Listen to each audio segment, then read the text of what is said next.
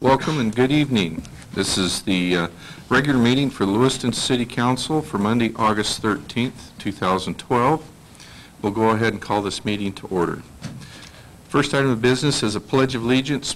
Please stand and join us. We'll be led by Chief Steve Orr.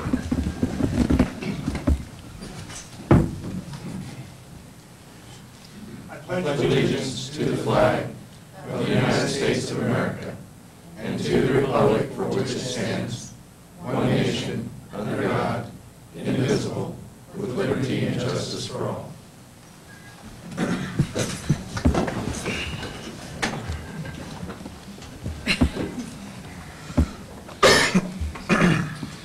Next item of business is citizens' comments. This is an opportunity for citizens to address the council on agenda items or other items you wish to bring to the attention of council, with the exception of the public hearings. If you're going to have testimony for the public hearings, we ask you to testify at that time. You're encouraged to discuss operational issues in advance with the city manager. In consideration of others, we ask you to please try to limit your remarks to 3 minutes. Are there any citizens' comments this evening on anything other than the public hearing items? Come on up and name and address for the record. Up here. Yours is on a hearing. Is it a hearing? Okay. I think so. Budget, right? Okay. So, hearing none, we'll move on to the public hearings and presentations. First item of business is a public hearing for VA 0112. The applicant is Kenneth Fox, accepting testimony on a request to vacate the north side of Hemlock Avenue west of 13th Street for a distance of approximately 155 feet. And for disclosure, I just want to let folks know that Mr. Fox and I both attend All Saints Church, but I have no problem participating in this, and I don't live anywhere close to Hemlock Avenue. So with that, Mr. Bennett. Thank you, Mayor, members of the council. Our Public Works Director, Chris Davies, is going to be handling both of our vacation applications this evening, so I'll turn it over to him. Thank you.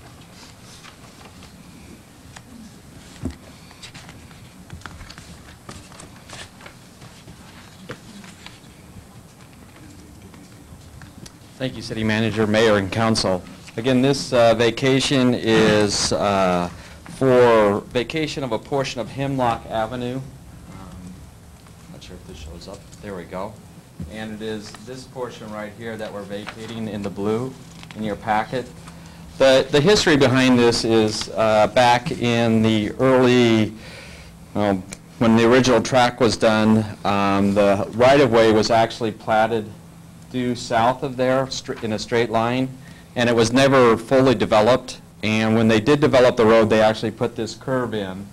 And when they did that, they actually made the right-of-way about 60 feet wide in this section of the right-of-way. And approximately 2 months ago, we actually got dedication from from the property owner to the south. And so now we actually have 60 feet of right-of-way in there, and this is going to push it back down to 40 feet. We have all of our utilities that are needed in there. So it's a pretty simple vacation process, giving some property back to the property owner and aligning with where the road is and all of the utilities. And open for questions or if you need some additional information. Any questions from council at this time? Okay. I noticed there was on your information that there was some concern by the utilities that they needed some of that land to so that they'd have access to their utilities, or it could expand their utilities. And if we look at this photo here, I'm not sure it'll show up on the overhead. Upside down, or try it this way. Come up here. What you'll see is approximately, you can see the roadway through here, and then we have a curb, and then this is actually approximately where the right-of-way line is. And so there's more than adequate space to put in any other utilities that are needed.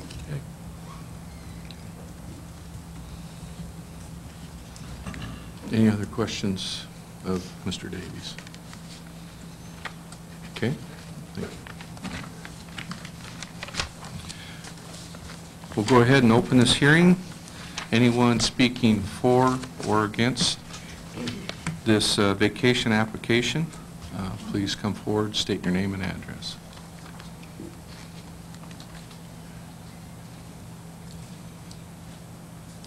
One more time, anyone wishing to speak to this issue? Okay, looks like we have no one to speak. We'll go ahead and close this hearing. Mr. Davies, any closing remarks, or? No, Mayor, City Council, we just recommend approval of the vacation process. Okay, thank you. We have the paperwork coming for us later on for approval of this vacation. Actually, it will be in the next City Council meeting for the resolution to vacate. Okay, thank you. Okay, next item of public hearing is public hearing VA 0212. The applicant is Dave Howell, CNC Machine. Will be accepting testimony on a request to vacate all of the 8th Street right-of-way from the north right-of-way line of D Street to the south line of the railroad right-of-way. Mr. Bennett. Thank you, Mayor. Mr. Davies is remaining at the podium, so he can present that item as well. Okay, thank you. Thank you, City Manager, Mayor, and City Council. For location purposes, again, we're downtown. D Street is along here. This is 8th Street here that's proposed to be vacated. There's really several major concerns with this vacation. One is we have several utilities in there. We have sewer, water, and also gas in the right-of-way. And in addition, when we originally talked to the applicant, they were proposing to actually put a building in this area here that was going to be vacated, and that was a concern from the fire department. So our recommendation from a staff level is not to vacate it at this point in time. Any questions of council for Mr. Davies? Mr. Davies, isn't this also a stormwater issue? Wasn't this going to be a main material or something for stormwater collection? That is correct. Sorry, I forgot to mention that. That is true.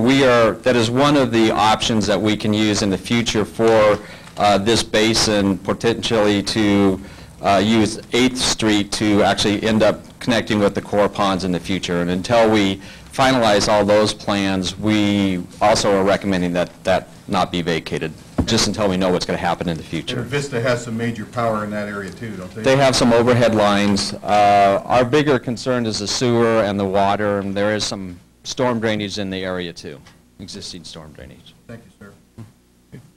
Councilor Kleber. Well, it's kind of confusing. I don't know if everybody's picking this up on the photo. So you're talking basically from the curb line on the north side of D all the way down. That is correct. Okay, because I've got Yes. some little scribbles on my little photo here, and that's what I was... Okay. Where? Got a couple little scribbles here. I just Pay want no to clarify attention that to it's them. this. It's the whole Oh, thing. Yes, there, to there. Oh. What do these scribbles mean that are on this? What are these handwritten things that are on our copies? What it's showing is that the utilities that show up in there aren't real clear, so what you have is some notations that there's an 8-inch sanitary sewer line, there's some storm lines there. We have a water line that goes down there from a 4-inch to a 2-inch line, and then there's some storm drainage and then overhead power and underground gas lines. It's just documenting the utilities that are in that right-of-way.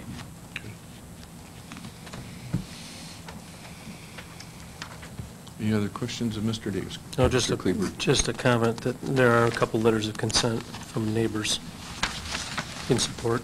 Just thought I'd throw that out.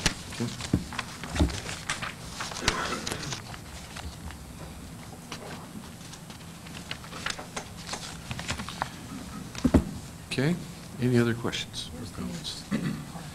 Not, we'll go ahead and we'll declare this public hearing open. We'll take testimony for or against this. Are there any folks wishing to speak on this issue tonight?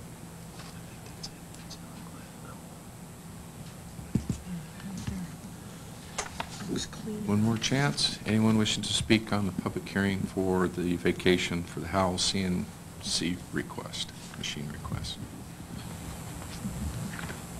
Okay. Seeing none, we'll go ahead and close this public hearing. Okay, again, I guess we'll have some kind of paperwork following up, Mr. Davies, on this, or?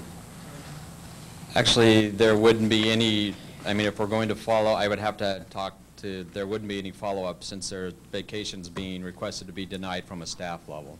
Okay. So, Jamie? I guess my preference would be that you vote on whether or not you would like to have it approved or denied. And if it's going to be denied, we won't carry it through to any other, there'd be no need for any other paperwork. If on the previous vacation, where you had the public hearing, Okay. we have paperwork that's already prepared on that. I believe I did that some time ago. And again, if you could back up and take a vote on whether or not you want to approve or deny that. And then we can bring the paperwork forward, the resolution forward for your signature to the next meeting. Okay.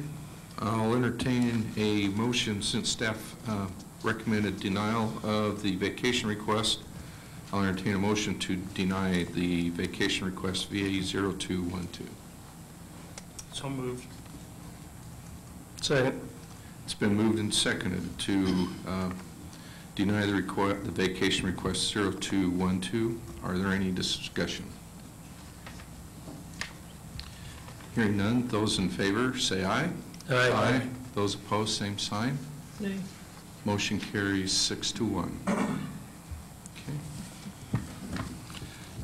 Next item of business is public Can you back up, yeah, Mr. Mayor, please? public hearing for VA 0112. Yes. If you could take a vote on that, then we can get the paperwork forward. Okay. On public hearing VA 0112, the applicant is Kenneth Fox for the vacation of the north side of Hemlock Avenue.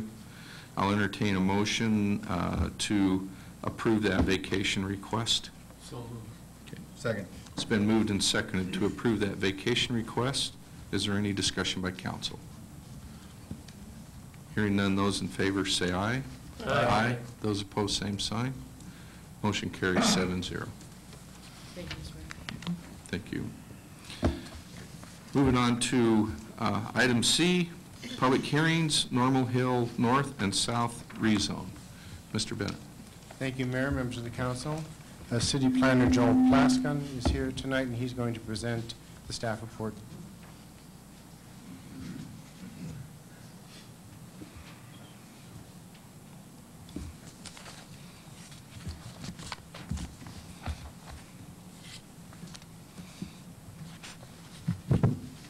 Good evening. This is a rezone hearing for a portion of Normal Hill.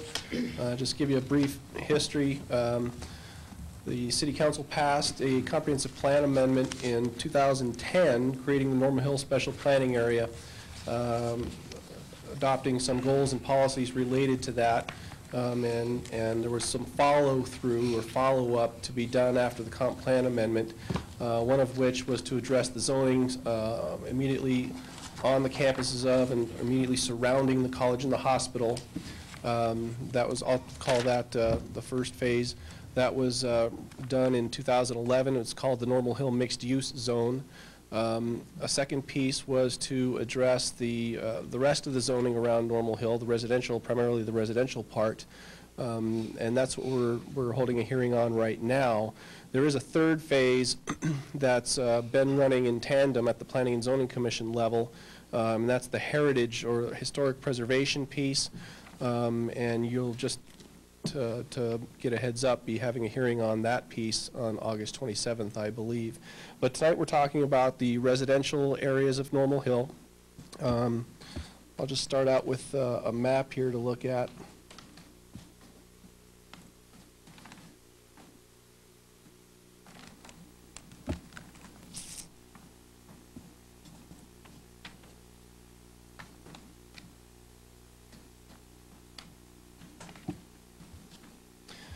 So on the screen and in your packets, this is one of the two maps associated with this rezone. And I need to mention that we're going to be asking for two actions related to this proposal.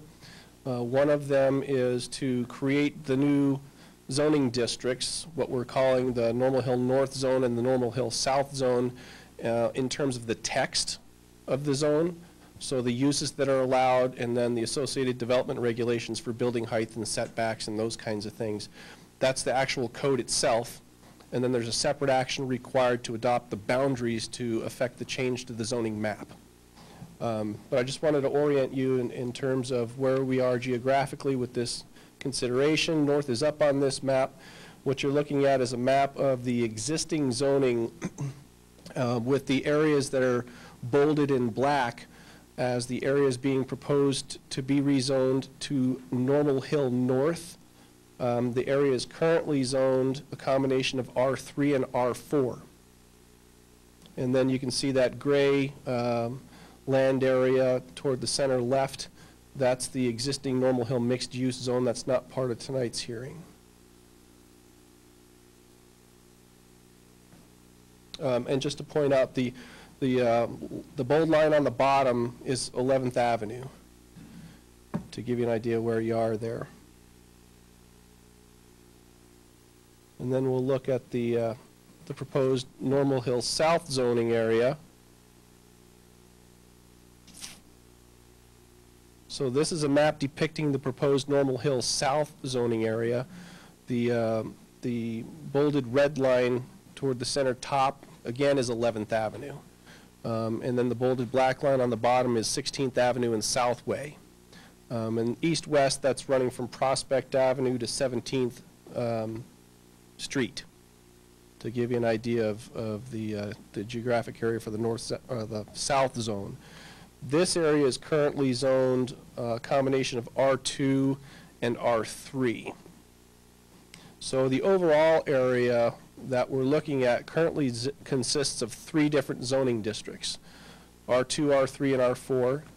And the proposal is to consolidate those 3 into 2 new zones, what's being proposed as north and south, with 11th Avenue being the dividing line.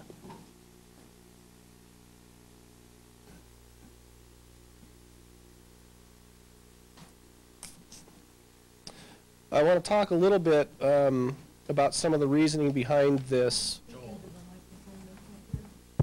I don't think it's turned on anymore. It is. Hello? I didn't touch it. Keep going. Jason says keep going. Okay. Talk a little bit about some of the reasoning behind this. Normal Hill is a very unique neighborhood, and it was developed a long time ago, originally platted, subdivided a long time ago, and it was common practice at the time the neighborhood was platted to plat lots that are very small. It's typical to have 40-foot wide platted lots, whereas today the minimum lot width in most residential zones is 60 feet, and a lot of them 80 feet. But what has happened over time is, since those original old plats were done and the lots were developed and either even further subdivided down from their original small lots, excuse me, and basically what the city had done was taken residential zoning from other parts of the city and put it down on top of Normal Hill.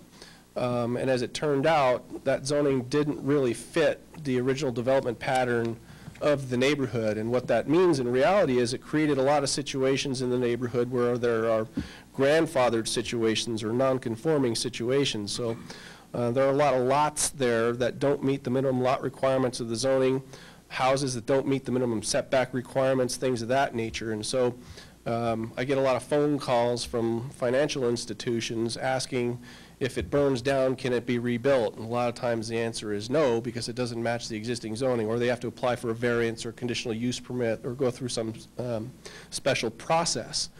And so what the Planning and Zoning Commission and staff, and working in conjunction with residents in the neighborhood, attempted to do was to create a zoning district which matches the development pattern that's already there, and to basically perpetuate that pattern of development as opposed to hinder it. That being said, I'm going to show you some examples.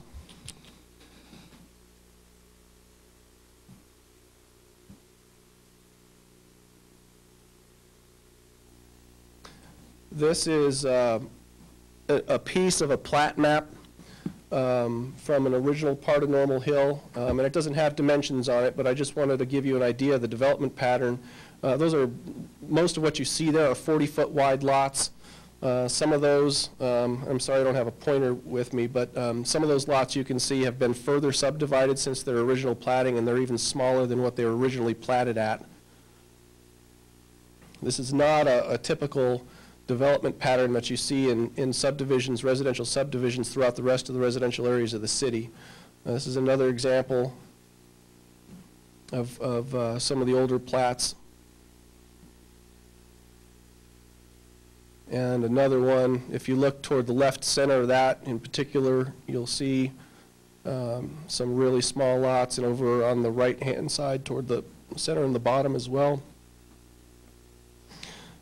So those are just to give you an idea of some of those old platting patterns.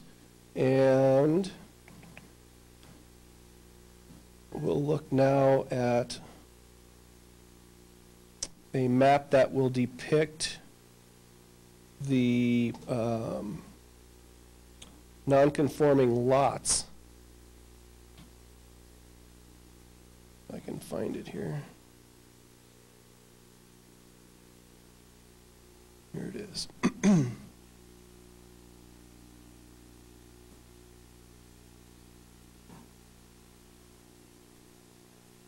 So what you're looking at there is a map showing the black lines in there are the lots that are platted in Normal Hill or currently exist. The red dots on this particular map are lots that are 5,000 square feet or less. And you can see there are quite a lot of them. The smallest, so they don't meet the current minimum lot size for the zoning, at least not in the R4 zone. Part of this area is also zoned R3 and R2. And those two zones have a minimum of lot size of 7,500 square feet. And this map, you see even more red dots, depicts the lots that don't meet that minimum lot size. So this is one of the problems that we're trying to alleviate through this new zoning.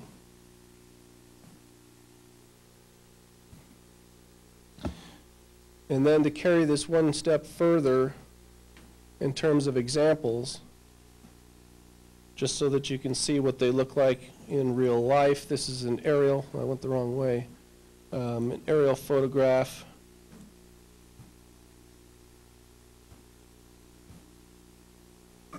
This is an aerial photograph of some of the existing lots in Normal Hill. I've written in red there the lot sizes of those lots. You can see in this case, one of those lots is 2,570 square feet. The other two are in the 3,500 square foot range. Again, the smallest lot size in the whole neighborhood that's allowed in the current zoning is 5,000, and in a lot of the neighborhood, smallest lot size that's allowed is 7,500. Here's another one. These two lots are 1,612 square feet and 2,309 square feet. A couple more lots at 3,300 square feet and 2,200 square feet, 3,000 square feet, 3,700 square feet, 4,500, 2,600, 3,300. Excuse me, it goes on and on. There are lots like this all over Normal Hill. So those are what they look like in the aerial photographs. I want to talk about the uses that are being proposed. We're creating two new zoning districts. Normal Hill North and Normal Hill South is what's being proposed. And within any given zoning district, what you typically see is you'll see two main parts to the zoning district. You'll see the lists of uses that are allowed under that zoning district, and then you'll see the development regulations, which I mentioned earlier, which are the things like building height and lot size and setbacks and those kinds of things, lot coverage. So I'd like to talk first about the uses that are being proposed for these two zones. Let's see here. And typically in the uses, at least in standard zoning, which is what we have here, the old Euclidean style of zoning, you've got uses that are permitted by right, which means they're permitted administratively just by a building permit. If they meet the building codes and the standards of the development regulations, then they just get a building permit. And then there's a separate list of uses that can be allowed by conditional use permit through the public hearing process with the Planning and Zoning Commission. So this is what's being proposed for the uses in the Normal Hill North and the Normal Hill South zones. And I'm hoping you got this prior to tonight's meeting. I don't think they went out in the original packets, but they should have gone out subsequent to that. The uses, for the most part, that are proposed are not a whole lot different than what's currently allowed under the existing R2, R3, and R4 zoning. I'll run through this briefly. The by right uses that are being proposed are bed and breakfasts, churches, Class A manufactured homes, which are the ones that were required by the state to allow in any residential zone that allows stick-built housing. Those are the double wides, minimum of a double wide on 1,000 square foot and a permanent foundation. Commercial uses legally established as of December 31st, 2004. Family daycares, group daycares. Intensification or expansion of a commercial use by 10% would be allowed by right, which it already is. Multifamily dwellings, this is one of the changes that's being proposed. Primarily, the biggest change here is for the Normal Hill, what's being proposed is the Normal Hill North zone. I think at least half of that area is currently zoned R4 multifamily residential or higher density residential. What's being proposed for the north side, the north zone, is to change multifamily residential use from just being allowed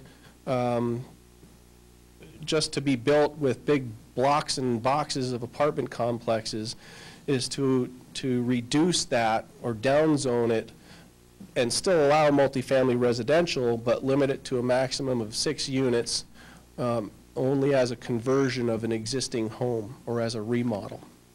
So that's one of the big changes in terms of the use list. And when we get down to the next list, we'll talk about other options. But right now, for the majority of Normal Hill, you could have a, I believe it's a, let's see, where is it here?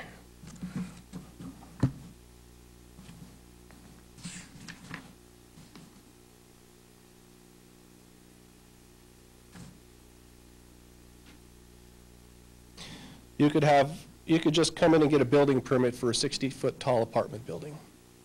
And that was one of the concerns that was expressed by the neighbors throughout our review process, and so that's a change that you're seeing in this proposal. Parks, schools, preschools, semi-public uses, which are typically things like fraternal organizations, single-family home, duplex, and then this is another change, a zero lot line residential development. Currently, that's not offered in Normal Hill, or at least not in parts of it. This would open it up a little bit. Zero lot line development is basically if you picture a duplex with a property line down the middle. So it's another development option, and it's being proposed to help offset what I'll refer to as the downzoning of not allowing those big apartment complexes. Going into the conditional uses list that's proposed, alternative telecommunication towers. Alternative means that they're the ones that are supposed to blend in with the environment. They're not the big lattice type structures that you see. But you would still have to get a conditional use permit even for that version, the alternative telecommunication tower. Bed and breakfasts, daycare centers, that's the large daycare, 13 or more kids, dormitories, group daycares, hospitals, intermediate care facilities, long-term care facilities, multifamily residential, as a remodel, like I mentioned in the permitted use zone for the north side, would be a conditional use on the south side, And then, I should explain this a little bit. We attempted to deal with multifamily residential development at 3 levels. And I guess you can think of them in terms of intensity. And the lowest level of intensity would be the remodel limited to 6 units. Okay? The second level we tried to deal with was not as a remodel to an existing residence, but just new construction. And that level is at a density of 8.72 units per acre. And then the highest level is a density of 17.4 units per acre. And I did notice a correction that should be made to the chart, and it's not in your packets, but it is in the screen on here. It might be hard to see. There's a reference in the conditional use list to multifamily dwelling. It says not as a remodel of an existing residence, and then it says meeting the standards of section blank.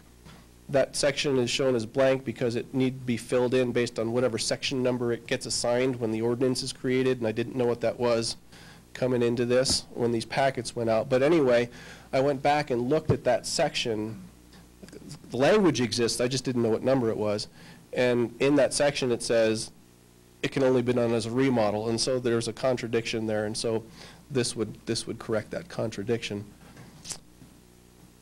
Also, as a conditional use, public uses and reestablishment of a commercial use legally established prior, semi-public, and then zero lot line residential development. Now, you'll notice that some of the uses that I listed in the conditional use list, I also listed in the by right uses, and that's because we've got 2 different zoning districts that we're dealing with, and I'm not sure how to go through, unless you want to go through very, very specifically what's by right and what's by conditional use in each of the 2 zones.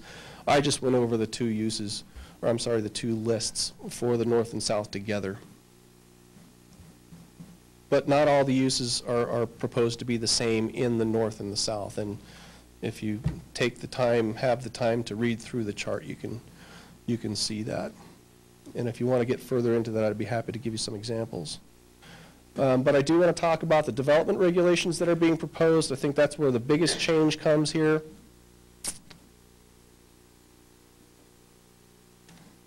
Let's see here.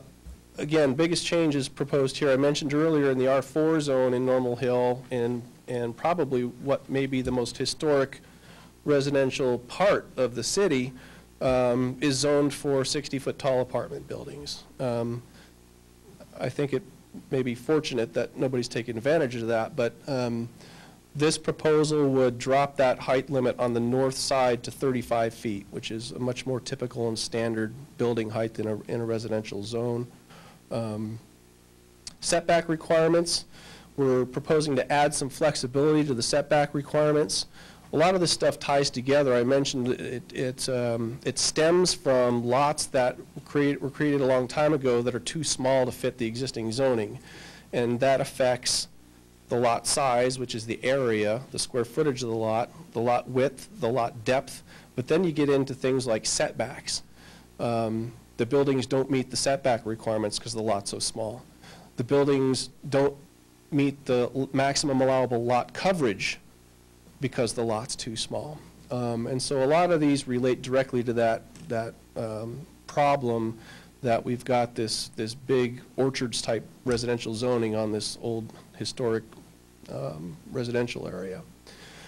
The setbacks, just for an example, in the current zoning for Normal Hill, the minimum side yard setback requirement is a total of 15 feet with no one side less than 5. That's being proposed to be reduced to 12 feet combined with no one side less than 3. There's also an option being proposed to accommodate some of the existing development in the neighborhood for setbacks in going off of the street curb instead of the property line for certain situations. We've seen a problem in the past with, we've got these rights of way in Normal Hill, which could be said to be wider than they need to be, and the property lines that people have are way back into their front yards. And so this curb option would help alleviate some of that situation. The lot size I've been talking about, the proposed lot size for these two zones is 3,200 square foot minimum for a single-family residence. That would be doubled for a duplex. And then for anything more than a duplex, you'd have to have another 2,500 square feet on top of that. The minimum lot width I mentioned in the historic plating of the neighborhood was typically 40 feet, so we're proposing to drop it down to match that, 40 feet. Lot depth is 60 feet. And here's a new requirement on subdivision. There is no requirement in the city of Lewiston for public hearings on subdivisions. One of the concerns we heard by the neighborhood residents in going through this rezoning or the crafting of this new zoning was a concern about if the lot sizes are reduced down so low, everybody's going to be splitting off all these tiny chunks all over the place, and it's going to have an undue burden and impact on the neighborhood. You know, that can be argued. Most of Normal Hill's already developed. There's not a lot of room for redevelopment, but certainly some would be able to occur under this lot size reduction. And so to try to counterbalance that, we're proposing here that subdivision in Normal Hill would require a public hearing. And so the neighbors would have a chance to have a say in whether or not a subdivision is appropriate for a particular piece of property on a particular block. The maximum lot coverage, I talked about that earlier too. The current maximum lot coverage that's allowed is 45%. Again, because of the lots are so small, a lot of those houses and detached garages added up, they exceed that 45%, so we're proposing to increase that to 60%. Accessory structures, this is another thing that's proposed to be changed. Right now, detached accessory structures, shops as people love to call them and have in this city, pole barns are not regulated any differently in Normal Hill than they are in the orchards. Thought that was a little bit out of tune, so we're proposing to change that.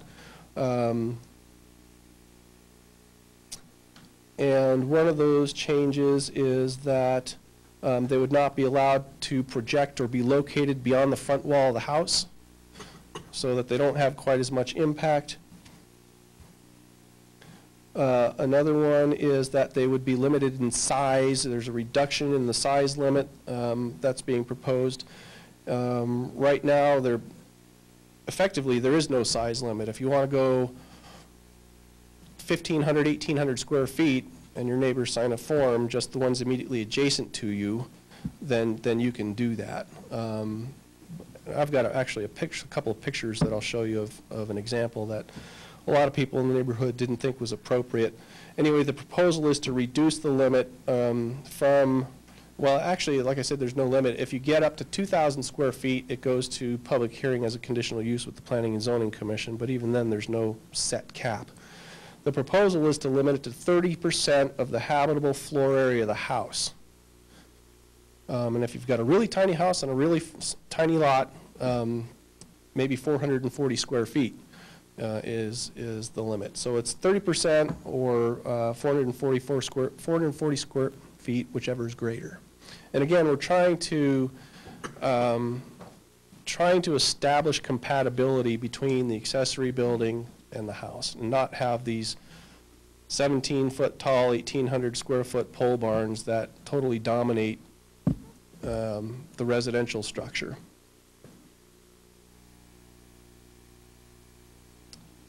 Accessory apartments, that's an option that we wanted to add.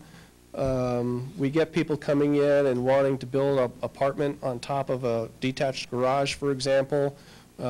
Historically, that was a very viable type of thing, and in a lot of historic residential areas, you had that thing. You had what they called carriage houses a long time ago.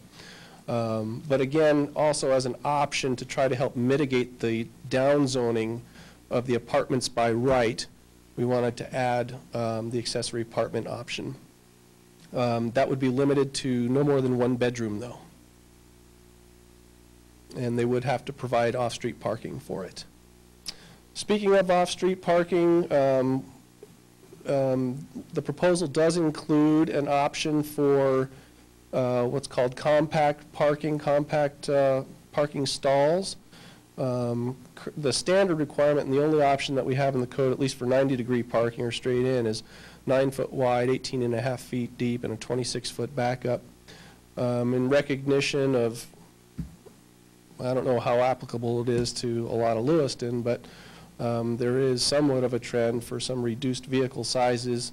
And so we wanted to add as an option, and so compact car parking stalls would be 7.5 feet wide, 15 foot deep, and 20 foot backup instead of 26.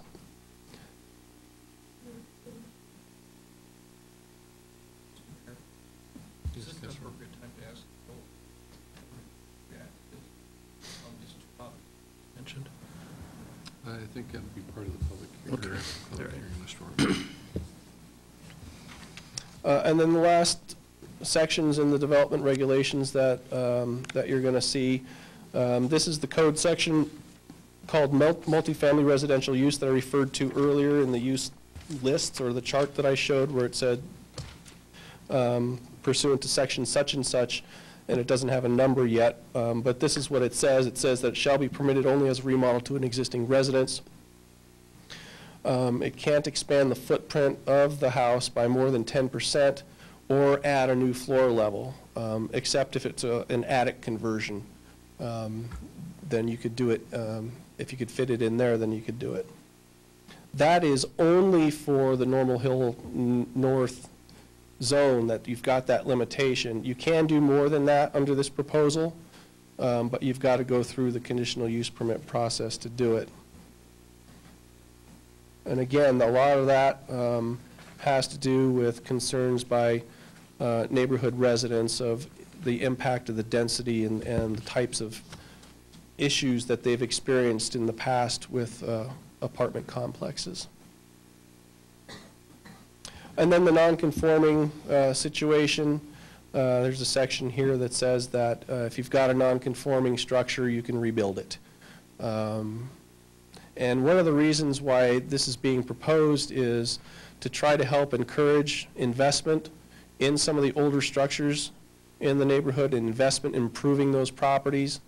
And rather than have the zoning be so restrictive that nobody wants to put any money in to fix them up, we're trying to allow some flexibility in what people can do to encourage investment in the neighborhood.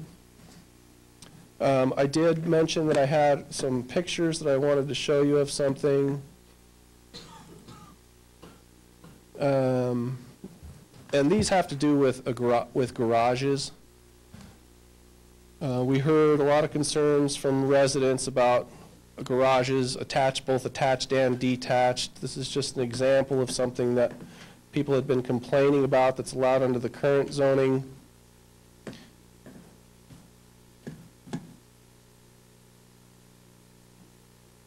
The house is behind. That's a house across the street. Let's see here. And then here's an example of what we'd gotten complaints about on the detached variety. This is the house on the property.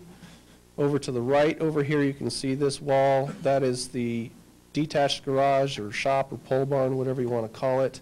You can see the size of the house there.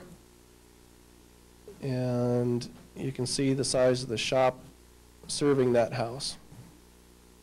And that's an example of the kind of thing that a lot of the residents wanted to try to prevent from continuing in Normal Hill. And that's the end of my presentation. I'd be happy to answer questions now, later, or both. Any questions, Council? Mr. Mayor, I'd just like to ask if Joel, have you had a chance to react to the two suggestions that came to us from Kathy Schroeder? I'm very familiar with one of them having to do with height on detached accessory buildings. I'm not sure about the other one. Which one's that? So, to be consistent with accessory apartments, same as the next item, we might add, but never to be greater than 600 feet. That's the one where you were talking about. Could be as small as 440, but then it put a limitation on how large it could be, never to be larger than 600. And then the second one was the proposal about the Okay. detached accessory structures limited, single story shall be limited to 16 feet, and two-story structures may not exceed 26 feet. In either case, shall not exceed the height of the main building. I did have a chance to react to the height issue. We talked about that quite extensively. From the staff side, you know, I can support what she suggests there in terms of an amendment to what's being proposed for the height. I don't remember talking to her about the size limit and capping that at 600 or 660, whichever you said. Just off the top of my head, hearing that, I tend to think that might be a little bit small, but I guess I'll let the public testimony play out and see if others have opinions about that. Okay. Councilor Stevenson. Joel, now this proposed, are these revisions, no, okay, zones. How would this apply to existing homes? Are they going to have to meet all these requirements, or what? I look at it quite differently as them having to meet it. Yes, they would have to meet it, but in most cases, what's being proposed allows them to have more than what they've already got. In a lot of cases, in terms of the lot size, the lot coverage, the setbacks. But yeah, all the lands within the boundaries of the maps that I showed you would be subject to this, those uses and development regulations I just went over, as opposed to the existing R2, R3, and R4 zoning. So if you bought a home or property in this area under certain circumstances, you're saying that now the whole zoning of your property, you would have to comply with stuff that was not in effect when you purchased that property and it was zone X? Yes. And that would be up to and including then you may have to tear down things? Oh, no. Why not? I mean, if it doesn't meet some of these zoning As I mentioned in the development regulations at the very end, there's a section in there about nonconformities. We don't have that backup paperwork. I wasn't aware of that. I asked for it to be distributed. But yeah, no, nobody would be forced to tear anything down. If anything, if they wanted to tear something down and rebuild it, this would allow them to do that more often than not than the current zoning. Well, I mean, without seeing what the requirements are in the zoning, it would seem to me that there would be quite a number of things that people who have current property there would be out of compliance with, and this corrects that for most of them. how? They'd have to make corrections. No, they're smaller there. I mean, they fit within this. Maybe, I think well, without Counselor- seeing the, Mr. Mayor, Councilor Stephen, I think what you're getting at is, if this passes, the people are gonna have to redo some things on their homes and stuff Right. like that? No. If Why their not? house burns down, or if their house is remodeled, or anything like that, that's when they come into conformity. That's when Well, they have to do that. I thought what he No. just said was that they would have to conform now, you know, if it passes, they would have to make They would if they're adjustments. gonna remodel their house or rebuild a new house on the same lot. Now, that isn't how I interpreted what you said. They would have to conform to the new zoning, but the new zoning is less restrictive in terms of lot size and setbacks and lot coverage, which is what most of the nonconformities are. In addition to that, it says that even if it is nonconforming to those new relaxed rules, you could still rebuild it. Let's say you don't want to rebuild anything, you just want to sit there and you're with your property, but obviously there are many items that are that are outside the purview of lot size and that type of thing, setbacks, but you don't want to do anything. It sounds like you would still have to do something because it may be out of conformity. It's not just if you I wanted to don't remodel. understand. It's just a non-conforming lot. The structure, it's just non-conforming. Doesn't mean you got to do anything.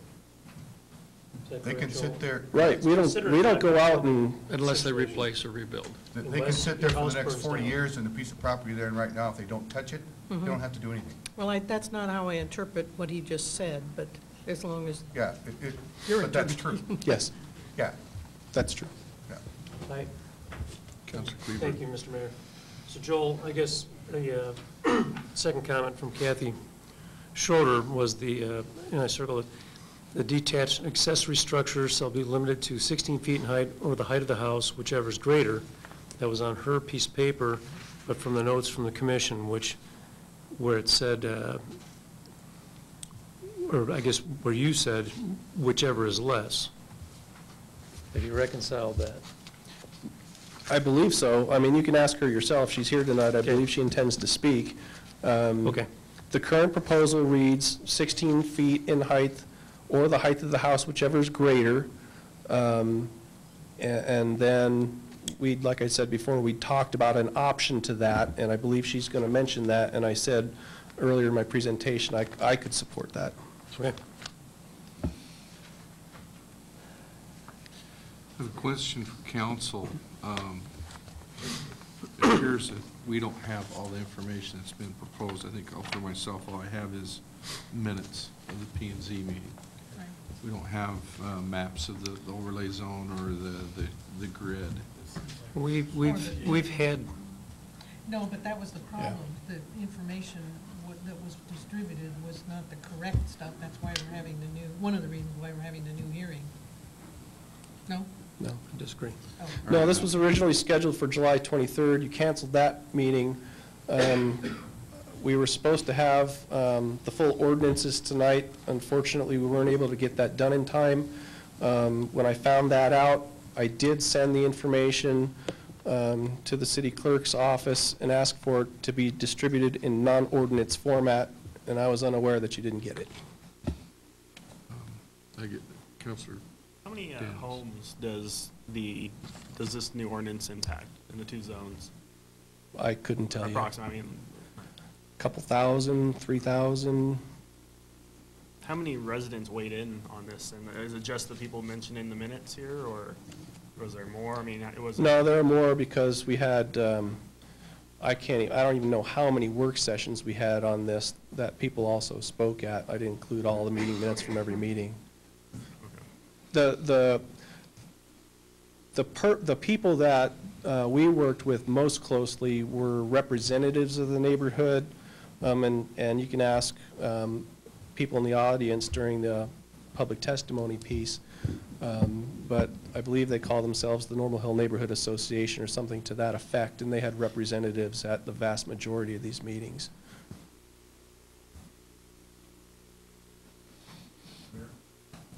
Councilor Randall. Out of curiosity, what effect, if any, is this zoning going to have on, say if the current high school wants to take out those trailers and they want to put in a permanent structure? Is there going to be a restriction on the height that they can use? Yes, Okay. What would that be? 35 feet. 35 feet. Councilor Kleber. thank you, Mr. Mayor. Would it be fair to say, Joel, that this has been going on for not quite a millennia, but, I mean, it's actually, it's an offshoot from the Normal Hill multi-use zone. And then to define, that was the first biggie, actually, it goes even back further than that when I was on P&Z, but getting that established and then addressing what else we're going to do there to retain some historical components of the Normal Hill zone, yet not restrict people overly on what they can do with their property. And as far as I can tell, I think you've done a good job on actually freeing some things up a little bit and straightening things out. Because the big comment is, you know, if somebody's house does burn down in the current way, there's probably not going to be any ability to rebuild on the same lot because of the setback requirements that are in existence now. By changing those, somebody could probably, or would be able to put back a house on the same footprint. So I have no problem with it. So, Mr. Plaskin, is it fair to summarize that what we're doing is this zone change is more closely matching what physically exists there now for lots and Exactly. setbacks and that? Exactly. And not trying to impose some of our newer development standards on something that's been done in the past? Exactly correct. 80, 90 years ago. 100, yeah. Okay. Mr. Mayor, could we get electronic copies of the maps? Certainly. Plaskin, would that be? From one of you. Supplements. In the text. Can we get it either from the city clerk or from? Yeah. Whichever, whether it's the ordinance. Well, it sounds like it's coming for next week. My understanding is that information was sent to council in electronic form. If you did not receive it, we'll certainly make sure you get that. It probably was an email, I just didn't print that out. It's in today's email. No, No, it would've last been- week. Yeah, so I didn't print it out till I. Okay. Any other questions council has, Mr. Plaskin? Okay. Well, with that, we'll go ahead and open up the public hearing for the Normal Hill North and South rezone. Is there anyone here tonight that wishes to speak for or against this rezone? So come on up here, state your name and address for the record, please. Good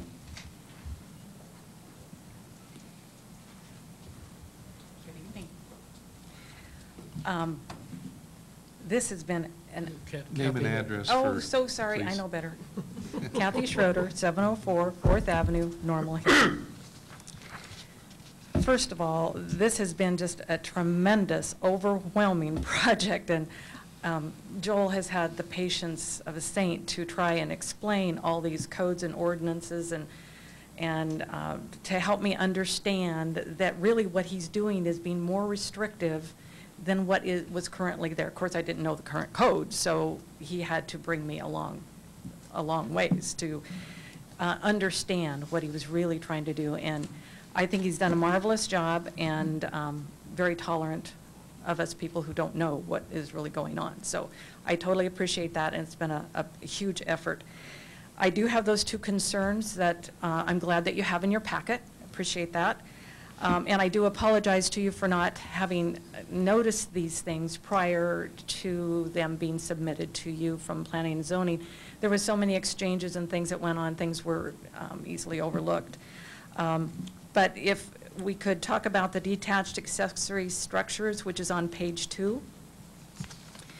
And I didn't talk to Joel about this one. I caught it as I was putting this together. It just seems to me that we should have limits on something instead of saying something 440 feet or 30% of the house, whichever is greater. 4,300 square foot house could conceivably give you 30%, about just under 1,300 feet, if my math is correct. So I would like to have a cap on those things that say or greater, so that we really know where we are.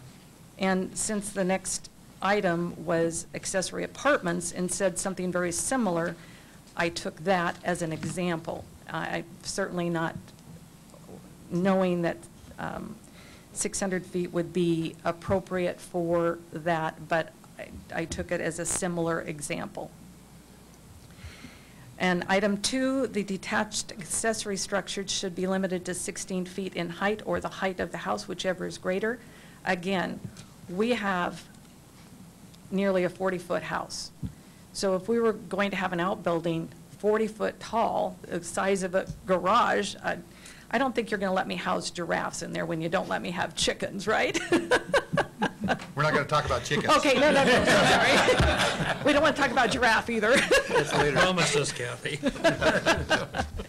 So I just don't think that, again, we need to have a limit. So I went to Joel, and I think we came up with a nice compromise, because I, again, don't know these heights that would be customary. So I feel that the structure should not exceed the size of the home. That is for sure. And then a single story limited to 16 feet, which I think was the original thought behind the wording. So I went with that. A second story structure not to exceed 26 feet, again, to keep it in a proportionate to the size of the actual structure and not higher.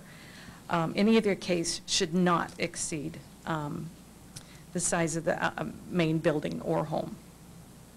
This would be in keeping with the architecture of Normal Hill and allow for carriage houses to be built over the garage. So again, I just think this was a huge, overwhelming project, and I appreciate everyone's efforts, and I applaud them. Kathy, would you be willing to have another discussion with Joel over that first point of the 600? I would, absolutely. I apologized to him as I came down that I didn't give him a copy of this as well, but yeah, I overlooked it. Thank you. Any other questions? Thank you. Thank you. Is there anyone else that was just to speak for or against this?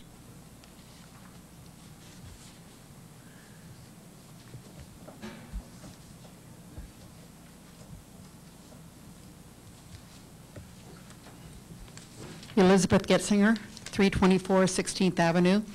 And I'm speaking for the proposal. I happen to live by about a block and a half, maybe 2 blocks from the one picture that Joel showed with the garage out front. In fact, we just drove by it on last Tuesday. We happened to be pulling a trailer. We were going up to the woods, tried to escape the heat. By the way, that didn't work. It was just as hot up there as it was in Lewiston on Tuesday. But we had a granddaughter with us who, as we drove by, said, "What in the world is that?" And I said, "Lovely, isn't it? A 2-car garage built in the front of a home. You can barely see the home. And the home next to it is a beautiful 2-story building that's been there for years and years. A doctor owned it at one time in Lewiston. But the garage is just an eyesore. And so I'm thinking that we really do need some regulations. And the new regulations that Joel and Kathy have proposed, I think, would be a really good idea for Norma Hill. And because I always speak for the cemetery, I will add that, because I always have to mention that. Restricting the building height to 35 feet, I think, would be a good idea. Maybe we could avoid apartments like the ones that we ended up with across Southway that are the ugliest things you've ever seen. But, and I only live about a block and a half from those too. So I'm speaking for our new zoning things. Thank you.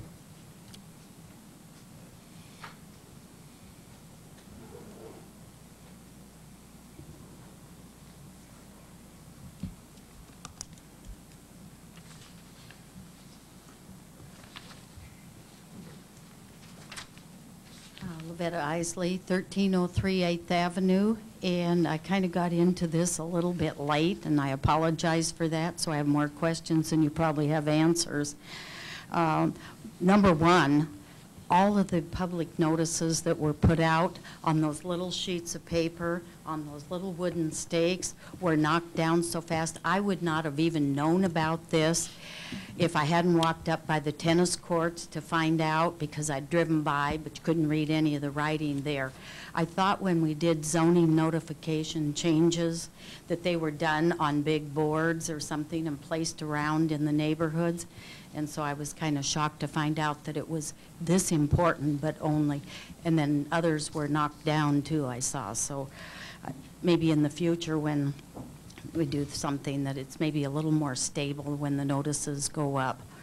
And I have lived on Normal Hill all my life, have enjoyed Normal Hill, and I know that, yeah, there's a few things that probably could be fixed up, you know, and I think, gee, I'd like to go in that yard and fix it up or do this, that. I can hardly keep up my own now. But the thought of allowing, this is where I have a real problem because there's no clarification here. I detest the word commercial. Now, these are neighborhoods. And I know that churches and schools and, you know, and civic things can go into a neighborhood. And I know that it's difficult to get commercial in and so on, but I don't understand how the commercial part works into our friendly neighborhoods. And so that's one thing that I would like. So, I mean, is somebody going to come and say, gee, I'd like to put this up over closer, you know, to the college or something, you know, and put it up, and next thing, wham, you know, it only takes one to start the flow. And I would like to know, you know, what that entails there. Also, if you drive up and down these streets, which I've done for I won't tell you how many years, there are not that many empty lots. And so this great massive overhaul, I think, of the zoning is, I'm wondering, is it really needed? There aren't that many lots. The building sizes and, you know, and all those dimensions and those things, those are pretty good. But to any altering of the neighborhood, and I noticed that in this, it's adding apartments. It's one thing to add a building. The next thing you add are people. And when you add people, you add automobiles. When you add automobiles, you add traffic. And so, you know, a lot of these streets are not, you know, capable of handling that amount of traffic. Where I live, I see the traffic from LHS, you know, every school day. And we've been able to do that very well. But on a lot of the other streets, you know, we're a little bit smaller. One other question, and I know it wasn't in any of this. What do you intend to do with motorhomes?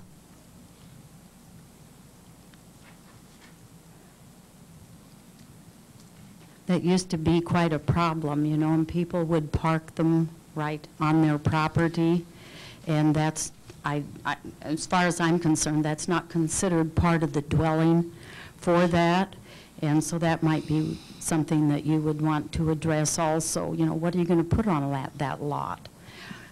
People can manage to put a lot of things on their little lots. But am I correct in understanding then that when you take R2, R3, R4, and combine them into north and south, that they're basically pretty much the same? Is that how it goes? I don't. Okay. One of the things I noticed when he showed the pictures of the lots on the overhead here, they were all nice square lots. Unfortunately, when the city of Lewiston was started, we have a lot of curving roads, we have a lot of you know, up and down hills and so on, so it doesn't always fit into these little niches of numbers. And so just wondered, is there a lot of leniency with people who own lots that are of that nature? But my number one concern is how easy will it be for commercial to enter into these two zones? And I don't know. Anyways, if I can get an answer for that, that would be wonderful. Oh, the other thing I wanted to find out about too is, how come the black lines just ended at certain parts? Why didn't they include this? Why didn't they include that part? Was there any particular reasoning that went in to that? Thank you.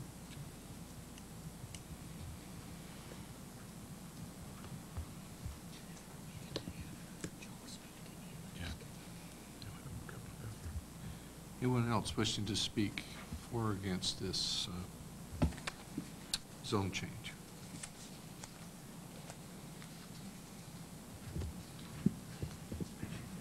Okay, we'll go ahead and close this hearing then.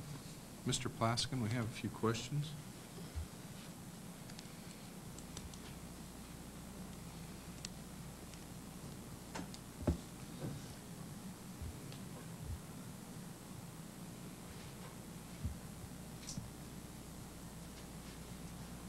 Yeah, I'll try to answer what I can on what I thought I heard. I did hear that the biggest concern on that testimony was the allowance of commercial uses. There are not any commercial uses that are being proposed to be allowed in this rezoning. The language that I used with the commercial uses when I went over the uses list is what's already in the code. And it simply says that if you have an existing commercial use and it's non-conforming, you could possibly rebuild it or expand it to a maximum of 10% through a conditional use permit and a public hearing. So that wouldn't be a change. The other thing that I heard was that that apartments are being proposed as an allowed use. That's true, but they are being proposed to be restricted further than what they're currently allowed. The motorhome issue, I'm not quite sure about that. I'm not familiar with it. Don't have any history with it. Motorhomes are typically not dealt with, at least in terms of outdoor parking of motorhomes through a zoning code. They're typically regulated perhaps by covenants, conditions, and restrictions. I know that if you restrict the size of garages too much in height and/or size, then people will have to park them out in front of the house. But other than that, I'm not sure what to say about that one. The north and the south zones being the same, the proposal is to consolidate the area from 3 zones to 2. And they would be the same, but they wouldn't be the same. And I qualify that by saying on the north side of 11th Avenue, which is proposed as Normal Hill North, the allowable uses and conditional uses are different than the allowable uses and conditional uses in the Normal Hill South zone. The development regulations, the height, the setbacks, the lot size, those things would be the same for both zones. So in one respect they're the same, in another respect they're different. I wrote down small box lots on curving roads. I'm not quite sure I understood that comment, so I really can't respond to that without additional information. On the zoning boundaries, the primary factor for the zoning boundaries is what was established by the council in 2010 as the Normal Hill Special Planning Area. The general perimeter that you're seeing in this zoning boundary is in alignment with that. There are some exceptions or small exclusions or moves in the boundary that relate in, some of it has to do with topography, some of it has to do with existing zoning.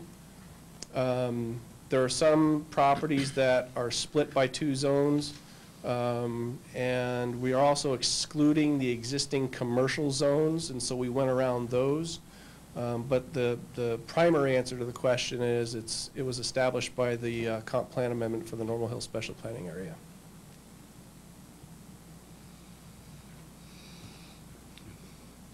Mr. Plaskin, the height requirement, if this was approved, would they be able to build the high school today, where it's at? The 35, if you had a height restriction of 35 feet, could you build? I'm not sure what the existing height of the school is relative to the 35 feet.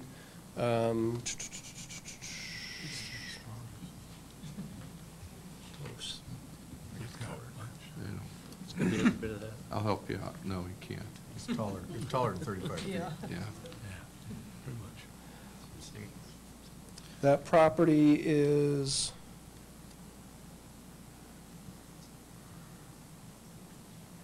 trying to see where it falls on the map.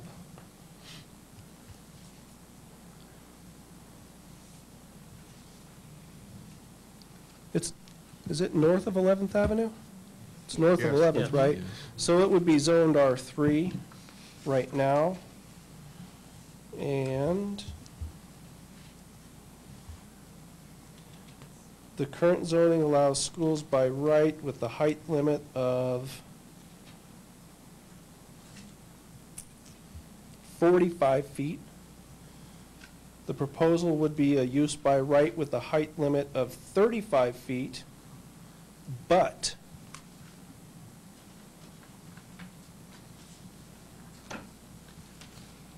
non-conforming structures under the proposal may be constructed in their original location, notwithstanding setback requirements, withstanding provisions, provided they meet the requirements of the most recently adopted building and fire codes.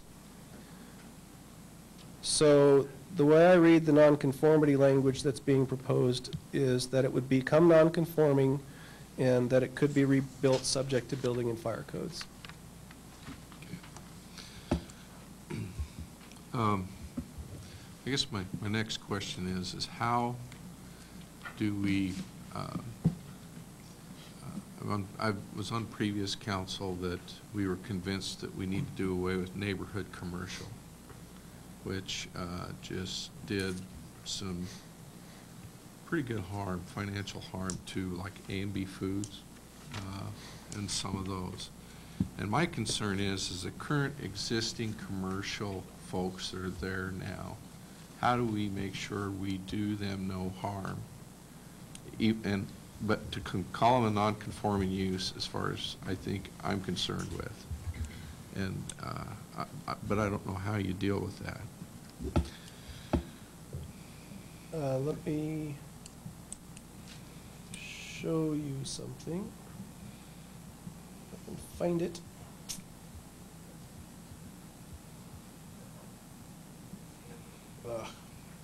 I lost it. The existing commercial zoning would be unaffected by this proposal. Okay. What if those they're are being left commercial- alone. This is only for the existing residential zoning, the R2, R3, and the R4 zones. Those properties along the 8th Street that are zoned commercial, not part of this proposal at all. It's just proposed to leave them as they are. Okay. How about commercial businesses in basically residential homes Mhm. that are conditional use? Like a barber shop? Yeah, barber Well, we- shop or tax accountant. Oh, those are actually handled as home occupations, and that's not being proposed to be changed either. The home occupations, yeah, that's going to remain the same. Okay. They would not be precluded. They're considered an accessory use to the house. They're not Counselor Dan. considered a commercial use. Counselor Daniel. During the drafting of this, did anybody approach or try to get the input from the people with the so-called eyesores? Since there appears to be so many, did anybody approach them and try to get their input, or is it just the people that want it to be changed? Depends on what you mean by eyesores. Well, I think most people, like the people with the large garages that are bigger than their house, did anybody approach that person and ask for their input, what they think should be done, or? I'm not sure. I think most of the neighborhood contacts were done through the resident group. Okay. But the city did not create a list of property owners and go out and specifically talk to them. Okay. So if this zone is approved, let's just take the folks that have followed the current zoning building laws now, that one example you had of the small house, the big shop. Mhm. If this zone is approved, does that shop now become a non-conforming use? Yes, and the nonconformity clause says that it can be rebuilt. Just can't build new ones. Can't build additional, but you could Correct. replace that one. Correct.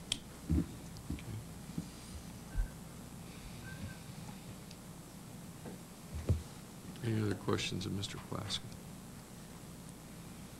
I think, I had a question originally when we started having this conversation about infill and the possibility of someone coming in and purchasing 2 lots, 2 of the older homes and the structures that are aged and maybe not historical. That could be done, but it appears to me like there's a lot more flexibility to put one home on a combined lot under this. That's true, and that's one of the things that we recognized in going through and trying to craft this was, and I showed you some of the old plat maps, a lot of the old subdivision plats created lots that were 40 feet wide. In some other towns, they were as narrow as 15 feet wide.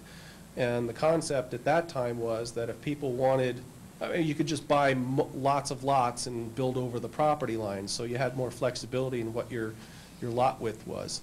But yeah, this would be getting back to that idea or that concept where you could have 2 lots and put 1 house on it. Or have 2 lots, 1 on each lot. Versus the current condition where you can only have 1 big lot and put 1 house on it.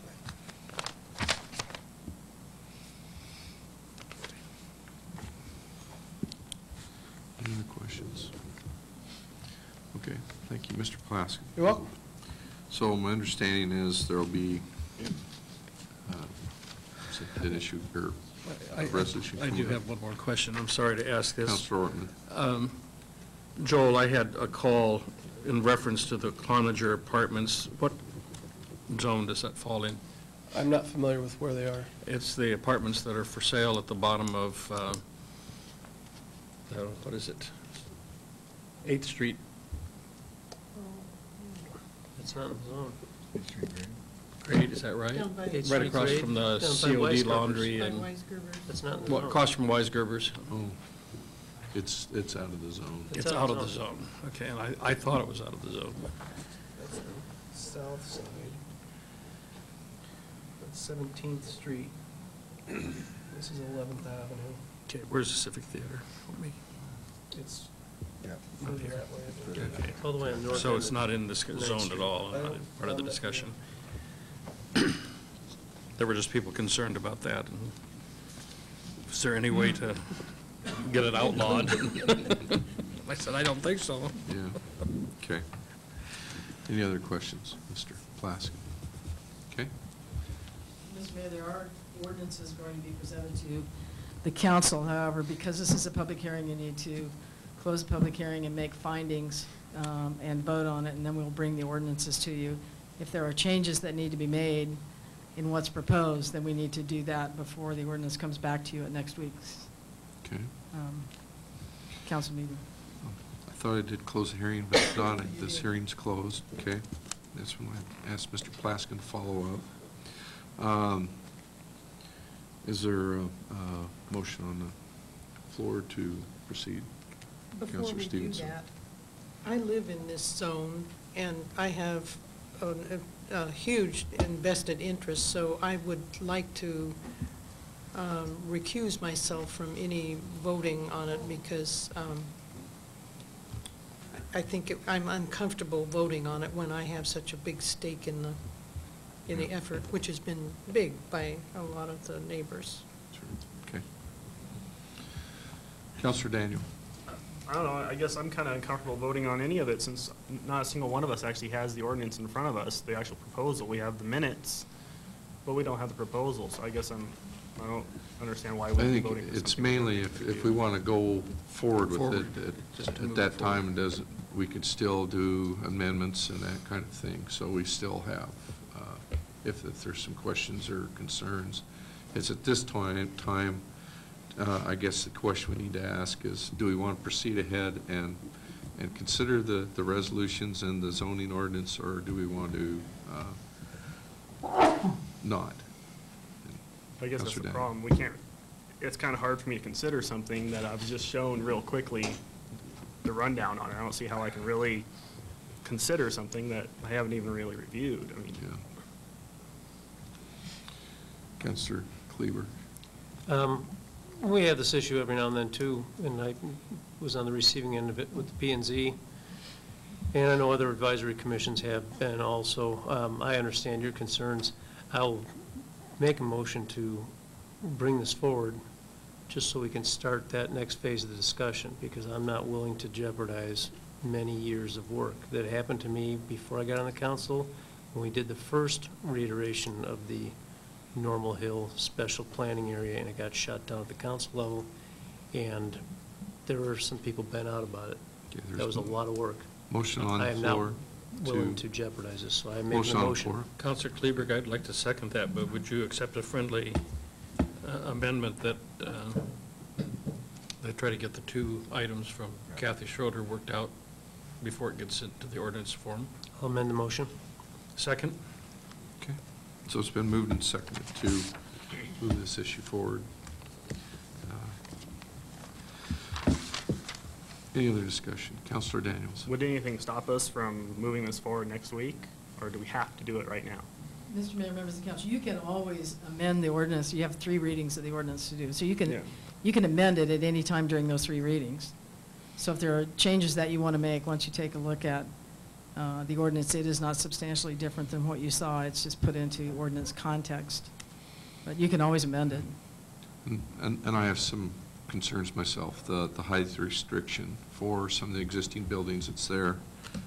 If you have a 40-foot Victorian home, you got a 26-foot restriction. If for some reason it burned down, they said, well, yeah, you can go ahead and rebuild it again. That's true, but I need to get some things resolved for myself there too. So I do have some questions going forward, but as was stated, that we'll have 3 readings on this, so we'll have 3 shots at making some changes and getting this dialed in. But I agree with Councilor Kleberg that I think that there's been a number of years and a lot of time put into this, and that we need to give it its due consideration.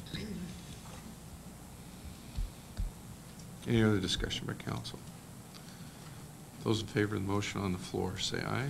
Aye. Aye. Those opposed, same sign. Nay. Motion carries 5 to 1, 6. or 6 to 1. Oh, with 5-1, sorry. 5 to 1 with Councilor Stevenson abstaining. Okay.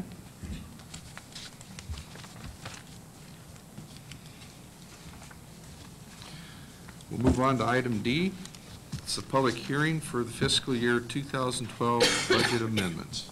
Mr. Bennett. Thank you, Mayor, members of council. Administrative Services Director Dan Marsh is going to make a presentation. Just for clarification, this item is on the current year budget and on proposed adjustments to the current year budget. It is not in any way connected to the next item, which is on the current next year budget. Good evening, Mr. Mayor, council members. Like Mr. Bennett said, Dan Marsh, Administrative Services Director and Chief Financial Officer.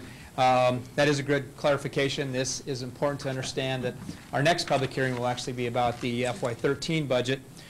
But this is an annual budgetary procedure that the city and many municipalities undertake each year. It has to do with more than just accounting, housekeeping, although it's a big part of that as well. It's important that we match revenues and expenses. Council adopted a ordinance last year for a certain amount of a budget. You cannot overspend that unless it's amended. And that's what this hearing and future ordinance later tonight contemplates. The question is, well, why do we need to amend it and for what reasons? It's generally for new revenue that accrues to the city, primarily for grants. Those are impossible to predict from one year to the next, types of grants that you may have. And then if you do, you're apt to overstate the current budget or misclassify the purpose or the actual expenditure. But this year is actually a little larger than most, and it's primarily due to timing of events. The airport in particular. You'll see the AIP Southway Runway project, and then that impacted, of course, the water line and the booster station that was involved. We have our stormwater refunds that are included with this particular action. So we're asking council to amend or allow us to amend for additional revenues of $6,748,690. And the related detail is in front of you on a little over 2 pages, which outlines the first portion is where the money is coming from, and the second half is what it will be spent on. That's probably enough introduction. If there's any council's questions. Any questions from City Council? Okay, not at this time. Okay. Thank you. So we'll go ahead and open this public hearing for amending the fiscal year 2012 budget to receive unanticipated revenues. Is there anyone that wishes to speak for or against this?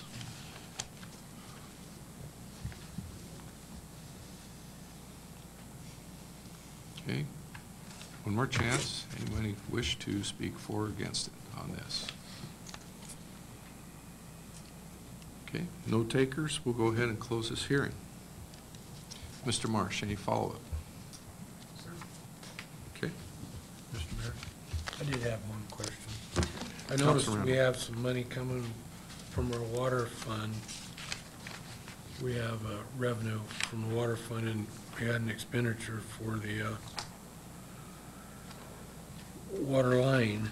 Are we using some of the money to pay off our debt for the golf course irrigation?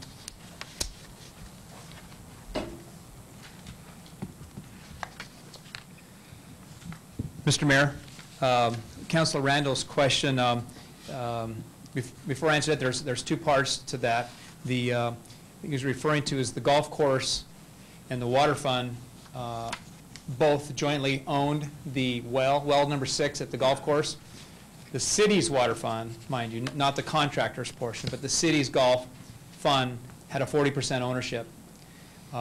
That's really not their scope of work or business, is to be in the water ownership business. That was sold or purchased by the city's water fund. So now our water fund owns 100% of that well. That generated cash to the golf course, the city's golf course fund. We in turn used that, to what Councilor Randall was mentioning, to pay down the debt. So the bottom line, the golf course didn't get to keep it long. They had $350,000 approximately dollars for their portion, turned around and put most all of that back against the irrigation loan. So we paid that down. So we'll be in the process of actually refinancing that loan with the sanitation fund. Good question. Thank you. Yeah. Any other question? So if I read this right, we have ordinance 4585 coming up in regards to this hearing. Okay. No? Okay, anything else on this? If not, we'll move on to item E. This is a public hearing for fiscal year 2013 budget, considering the budget for the fiscal year commencing October 1st, 2012 and ending September 30th, 2013 to fund city services and improvements. Mr. Bennett. Thank you, Mayor, members of the council. This is the public hearing. I think that most people who are here tonight have been waiting for, so they can comment on the proposed budget that's been prepared by the city that will govern city operations from October 1 of 2012 through September 30, 2013. The Citizens Guide to the Budget has been prepared. That's this document right here that we use, and we have it online available for residents and businesses, folks in the community to look at, to get a better understanding of how the budget actually operates. And it has a lot of good information, not just on the specifics of the budget, but on issues such as property taxes, property tax rates, population issues, figures and charts, that type of thing, to show where the money goes, how it's split up between the different departments of the city, the different functions of the city. With that, Dan, did you have any comments you wanted to add with respect to the budget? Not particularly. A lot of hard work by a lot of people. We had 10 work sessions held on Mondays generally, and just a lot of work. The information is also on the city website, and there are extra copies in the back of the room if people didn't get one, care to have one, and our city library as well. I think it's a very conscientious and budget. So if the council members have any questions of staff, certainly we'll be happy to try and respond to those, but I think what you'd like to do is to hear from the public. Anything for council right now? Okay, if not, with that, we'll go ahead and open this public hearing. We'll take public testimony regarding the budget, fiscal year budget for 2013. Is there anyone that wishes to speak for or against the budget? Come on up and state your name and address for the record, please.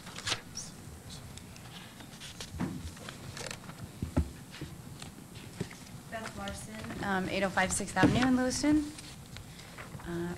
Mayor and members of the council, appreciate being here to speak. I'm Beth Larson, like I said, Executive Director of the Civic Theater, and I have the honor of introducing John Smith, who's President of our Board of Directors.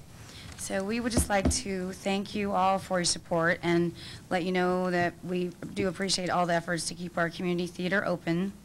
The theater impacts the cultural life of our valley and the surrounding areas with education and quality entertainment for all ages, literally from 4 years old to 99. So we definitely do have a lot of things to be concerned with as we attempt to keep operations going with our sponsorships drying up, and we're carefully utilizing our line of credit to get through the cyclical nature of our season. And, you know, the relationship that we've had with the city goes a long way back. I mean, it's been a long time since Fred Scheibe was actually an employee of the city of Lewiston to run the theater. So we've gone a long way since then. We do understand the pressure that, you know, the city is under to balance the budget, and we do appreciate all your consideration after 10 work sessions. So we just want to say thank you again.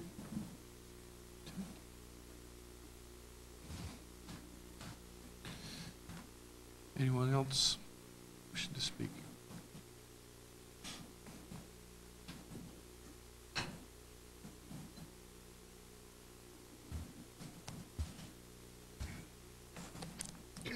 Jim Class, 520 21st Avenue, Lewiston.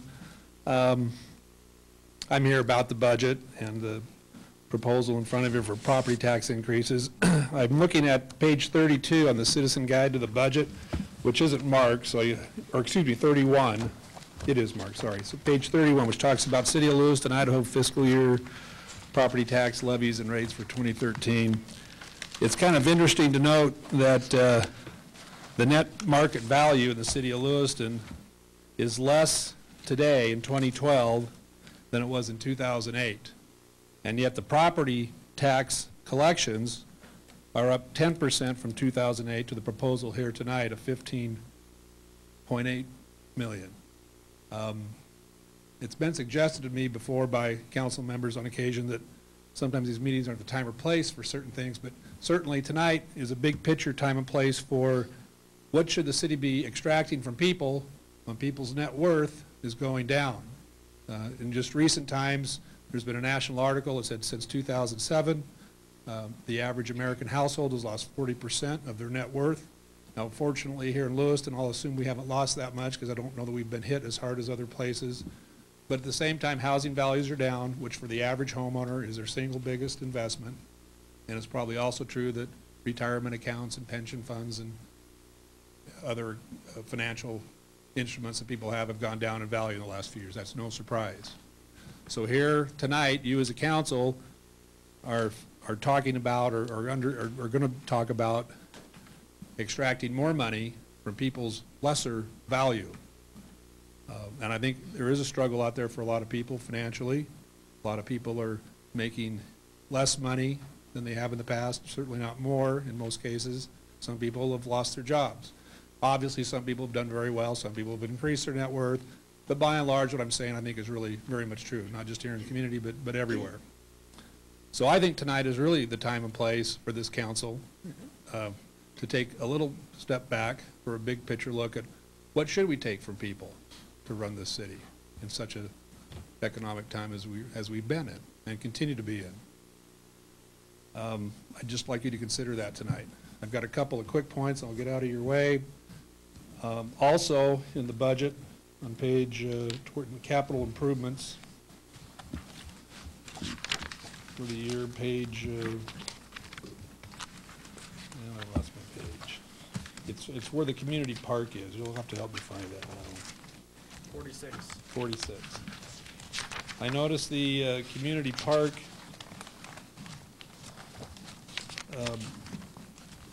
capital expenditures for the year approach $850,000 some dollars, and it says it's under a combination of taxes, reserves, and some other monies. I hope tonight that gets broken down so that you councilors know exactly what the source of funds are for those projects that you'd like to do at Community Park. Now, under the assumption, and I'm just making a guess here just for an example, but assuming there's several $100,000 of reserves, but you still need $200,000 or $300,000 out of taxes this year, I think one way to keep the property tax increase to zero and not raise property tax on people this year, which is related to my initial point, we probably should take it easy on people's property tax. Perhaps that's a project that could be put off. Community Park exists only as much as it currently exists. If we do no more there this year, people will miss nothing because it hasn't been there. That is a good project. It's a long-term project. It's an expensive project. And I think that's a very easy place to defer and take a break and give people a break on any increases in taxes. I'd also like a little comment, because I don't think too many people realize the nature of the partnership of Community Park between the City of Lewiston, LCSC, and the school district. And I think the citizens are owed an explanation of who pays for these improvements, because for a partnership, it seems like the only partner putting in the money is the city of Lewiston. And I would like some talk about that tonight, because the others aren't putting it in. I think they're owed an explanation why the others don't put in, because of the nature of how that agreement came to be originally. So that's something I'd like you to consider tonight, because it is the appropriate place and time again. And then also, the final thing on the payroll, which I believe is fairly early. On page 3, it talks about some facts about the payroll for the city. And it says payroll base wages, $14,771,000. Now, I don't know what base wages really is. There's no explanation beyond that. I don't know if that's wages and all benefits. Is that a total compensation figure? Is that just salary? But I believe you should ask tonight, some of you hopefully, to get an answer to what really is the total financial compensation package to the employees of the city of Lewiston. What is the big total? What's the total for projected or desired for this 2013 budget? What is it going to play out for 2012? I know we're not quite done, but you can get a pretty good guess. And what was it, say, for the prior year? I think we should see where that is and see how that raises. There is a comment made that not all wages are supported by taxes, and I understand that, and that's fine. But the growth in wages, we should know what it is, because we're talking about growth in wages for a sector of the economy where we're expected to subsidize some growth in wages, which is deserved. But a lot of people deserve wages who've been getting pay cuts. So I'm just, again, not sure how the city reconciles its actions with that of the larger world around it. And again, tonight is the time and place for a discussion. And I would really like to see each member talk about, especially that first issue, how much money should we take from people when their net worth is less? I think the citizens have the right to know where you all stand on that individually. And again, tonight is the time and place. Thank you very much. Anyone else? Anyone else wishing to speak for on the budget?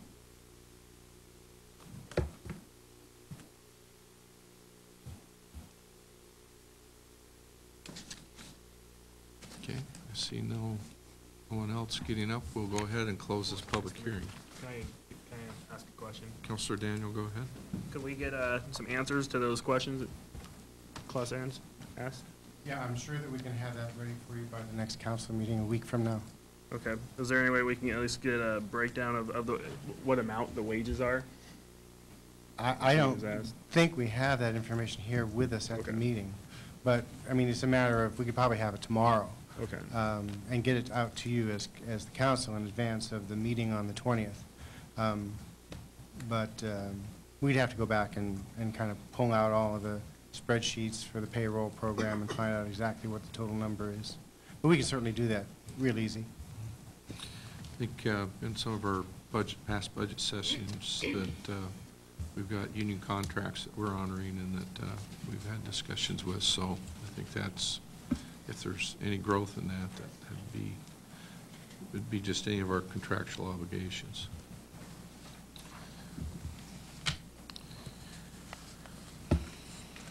Okay. So we have that coming up. Ordinance 4584. Okay, next item of business is public hearing for fingerprint services fee, considering a new fee of $10 for providing fingerprints by the Lewiston Police Department. I see Chief Orr is He's on his way. Coming up. I was expecting an introduction, Mr. Bennett, but thank you anyway.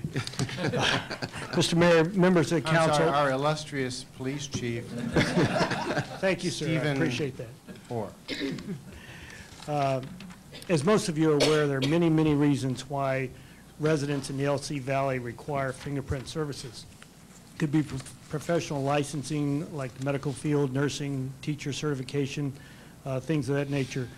Employment background checks, concealed carry permits, daycare licensing, business licensing. Those are just to name a few.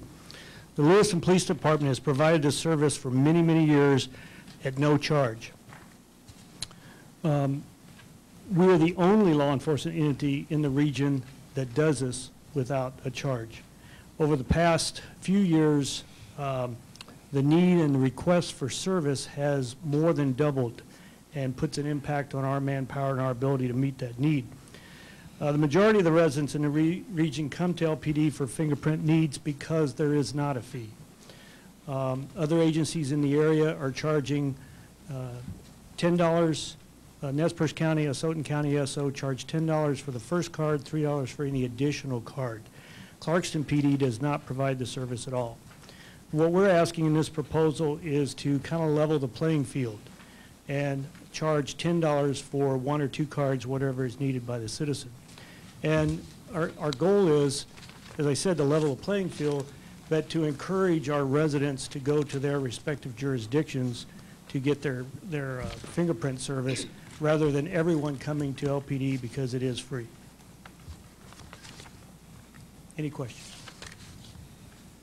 Any questions of Chief Orr?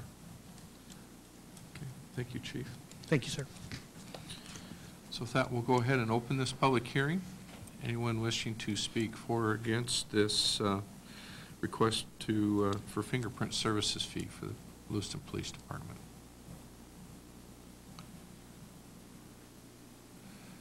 See no one wishing to speak, so we'll go ahead and close this public hearing.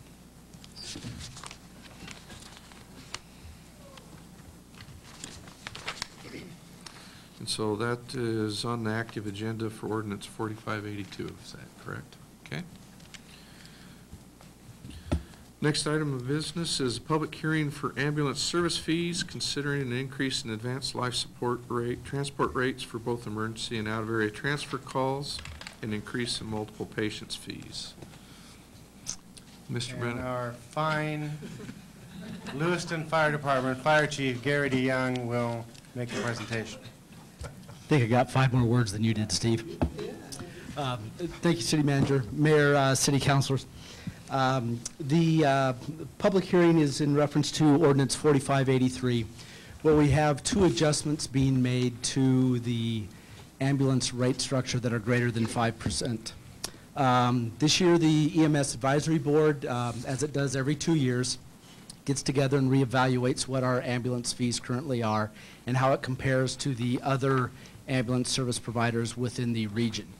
What we noticed is we were very, very close. There were just some minor adjustments that needed to be done. However, one of the major tasks that the EMS Advisory Board took place was in restructuring, getting away from the non-resident and resident fee-based, having 2 structures into one. While doing that, it did cause for an adjustment when we dealt with the ALS charges. We have BLS charges for very basic services, and then we have advanced life support charges for more paramedic services, as well as an additional fee. We've rolled those all into one, and that brought that fee increasing from $625 up to $700 per ambulance trip. The amounts that we focused on and balancing were to stay within the guidelines of what Medicare would allow. We certainly could charge much more. A lot of other agencies do charge much more. Doesn't do us a lot of good when 85% of our patients that we transport are Medicare. We're just adding additional funds that either need to be written off or that the patients themselves need to encumber additional costs afterwards. We just didn't feel that that was appropriate. The second charge that is being changed is the multiple patient fee charge, which we were just not watching as an organization of what changes Medicare was allowing for. And that fee is going up from $120 to $225. And what that fee is for is when we have multiple patients at one incident. The best example would be a motor vehicle accident where people, you may have 2 or 3 people who are injured. Rather than having one person in each ambulance and tying up all of our ambulances, we can take multiple patients in one ambulance. And by doing that, we keep ambulances available for additional calls, as well as having the combined ambulance fee plus the multiple patient fee ends up being less expensive for both patients being transported. But the individual fee itself is increased. That'll be in ordinance 4583 for you to discuss and hopefully pass this evening. Questions? Any questions, Council Chief Dion? Councilor. Yes, sir. Randall. On the second fee, going from 120 to 225, that's quite a jump, 87%. That is a jump. And what Can you explain why we're going that high? we're maximizing what Medicare allows for. That is a fee that we just didn't pay attention to, that had been going up over the years, and we really just didn't take advantage of it. This is one of those fee increases that we looked at that we have maybe 80 to 100 times a year that this takes place, but you know, this is one that is reimbursable, that people will not see any or very little out-of-pocket costs. And it does give us a chance to recoup a little bit of the revenue that we are losing with a lot of our EMS transports going on right now. Of course, that's assuming that you're dealing with mainly Medicare patients. That is for correct. that multiple service. That Which is probably correct. isn't the case in automobile accidents, necessarily. Which often isn't the case when? May not be the case in automobile accidents so much. That is true, however, most private insurance companies also base their reimbursement off of what the federal government allows. And so many times, even though you may have a Blue Cross Blue Shield type plan, they may allow for a little bit more, but what we're not allowed to do is to have different fee structures for different insurance companies. We must have just the one. So we're really focusing it on what our largest patient population group is.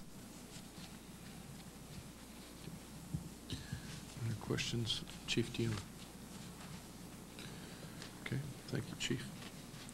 With that, we'll open this public hearing. Anyone wishing to speak for or against the proposed ambulance service fees?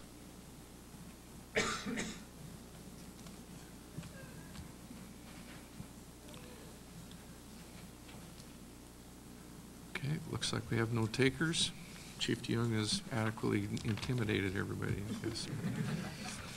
All right, with that, we'll go ahead and close this public hearing.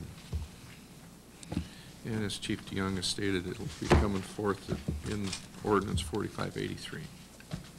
With that, concludes our public hearings and presentations section. We'll move on now to the consent agenda. Is there any items on the consent agenda that council wishes to pull this evening? If not, I'd entertain a motion to read the consent agenda. Councilor Randall. Could we move items E and F to the active agenda?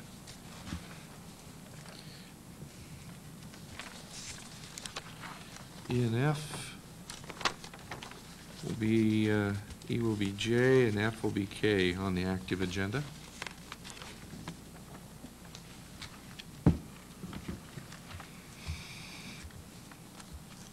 Okay, any other items?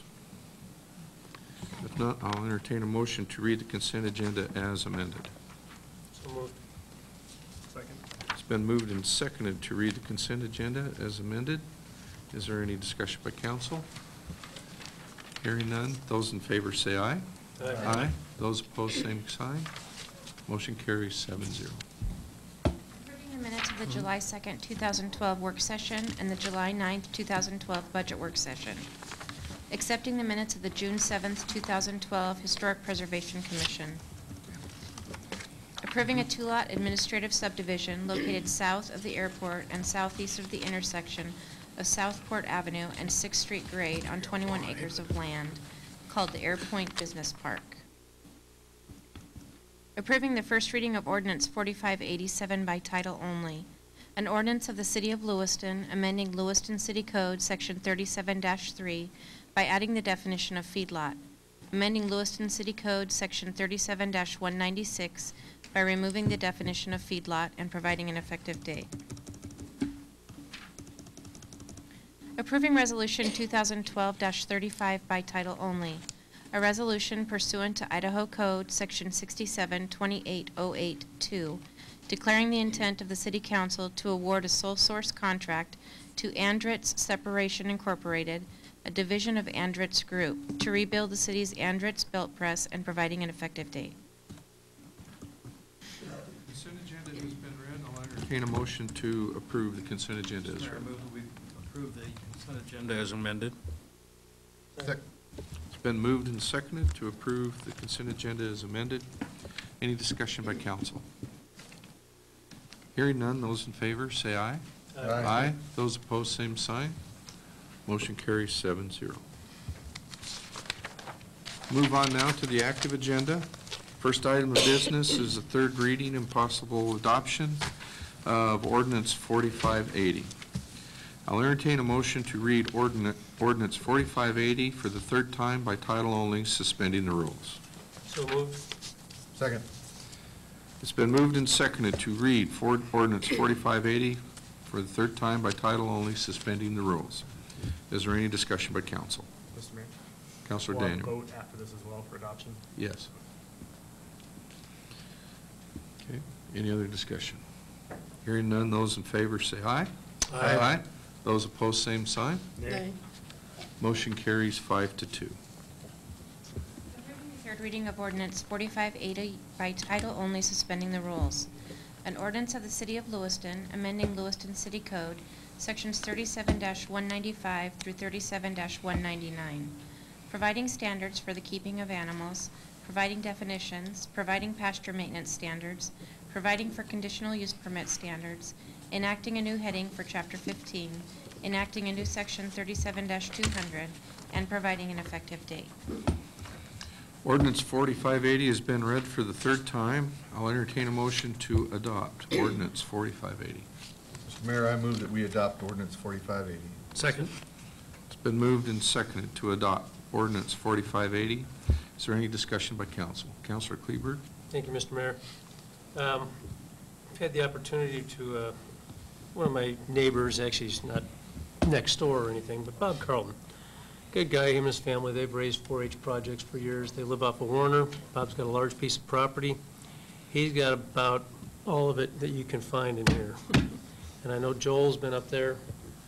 Joel take off already?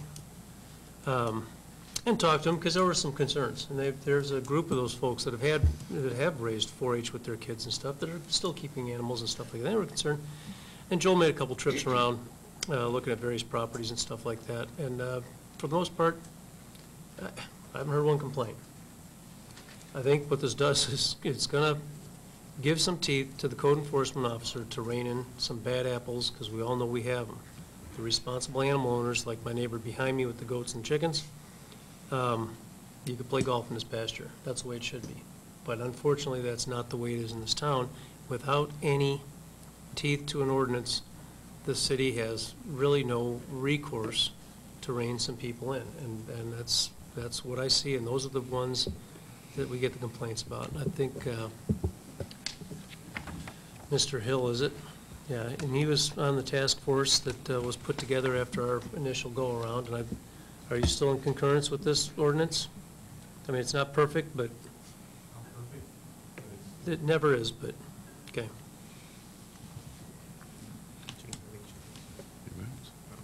Councilor Daniel. You know, there's a few points I wanted to make. You know, if we wanted to have a discussion on our nuisance ordinance, you know, we can have that discussion. If we want to talk about health and safety issues, we can do that too. But just singling out animals as the source is just, I don't know, that's just ridiculous to me.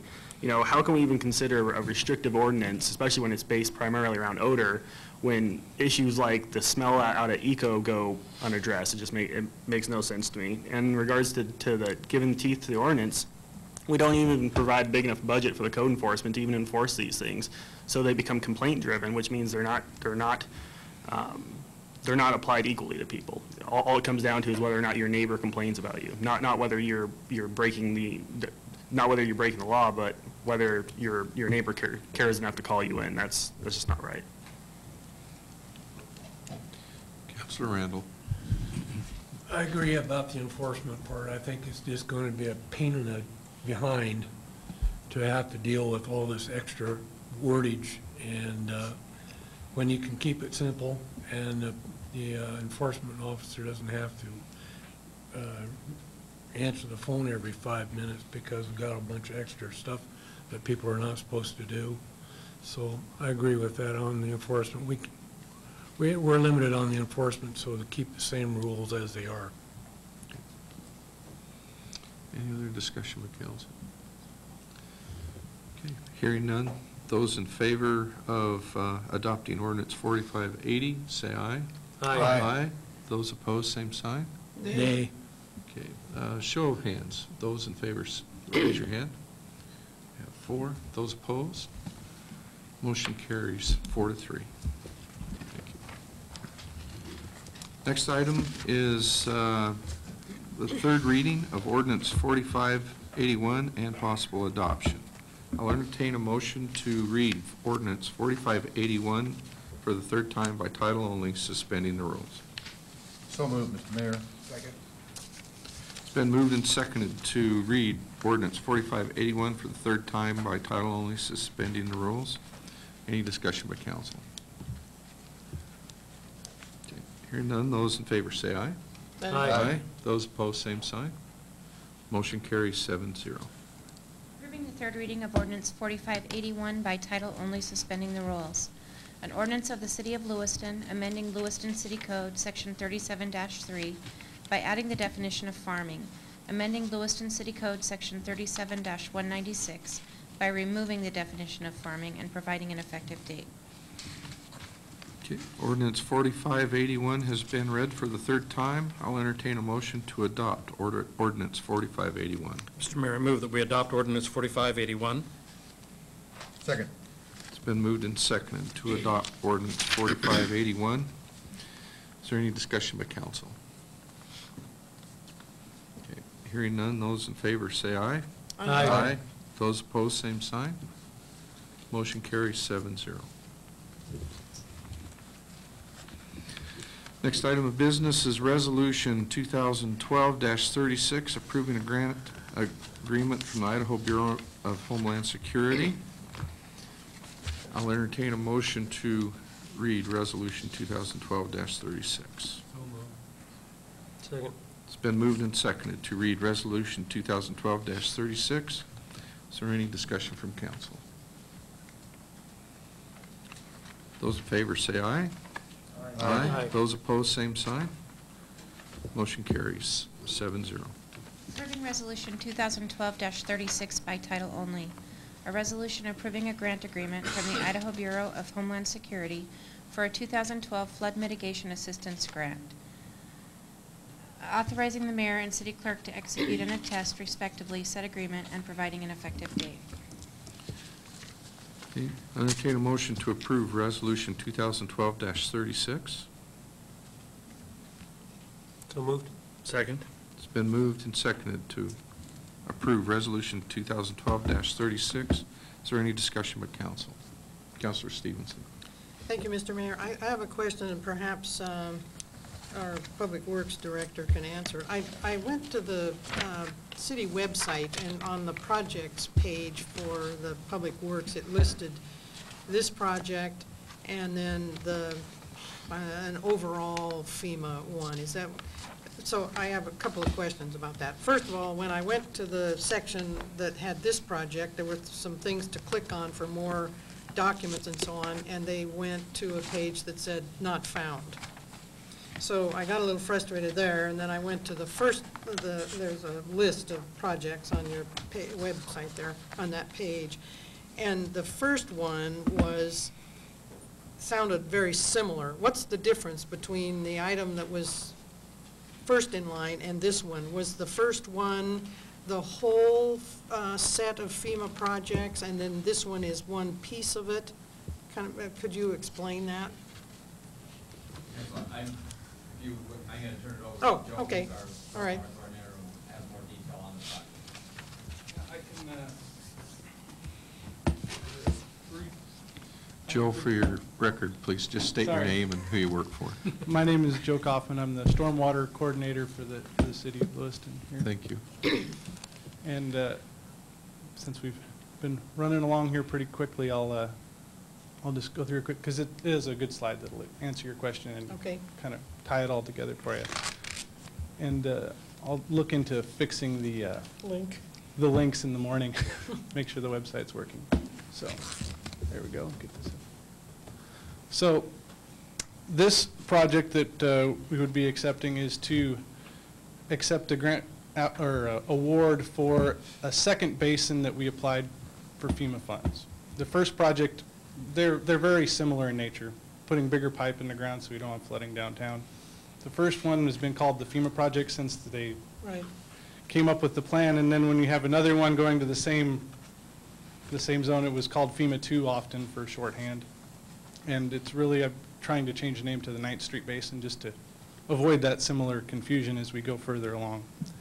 But here is one of the pictures of the flooding that we're trying to fix on D Street, the last 2006. So this project is, like I say, to put larger pipe in the ground within this basin.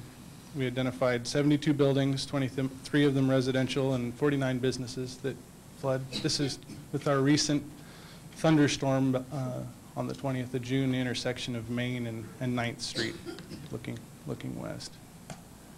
So it would also reduce the potential flood damage and maintain access to the critical facilities in that basin, such as the Sheriff's Office, City Hall, Health Department, and State Office Building. Eliminate flooding of those streets within the basin, and would reduce our operation and maintenance costs as we go forward, replacing that infrastructure that a lot of it is, if not 100 years old, approaching it. So, and this is probably the map that I wanted to get to for the heart of your question. On the right-hand side, you see FEMA 1 in brown, and that's the basin that drains to the pipes that we would be reconstructing on that. And the last time I was here, we were rejecting the bids and going to have to circle around and rebid that project next year. This project is in red, adjacent to that, and it's the next basin to the west.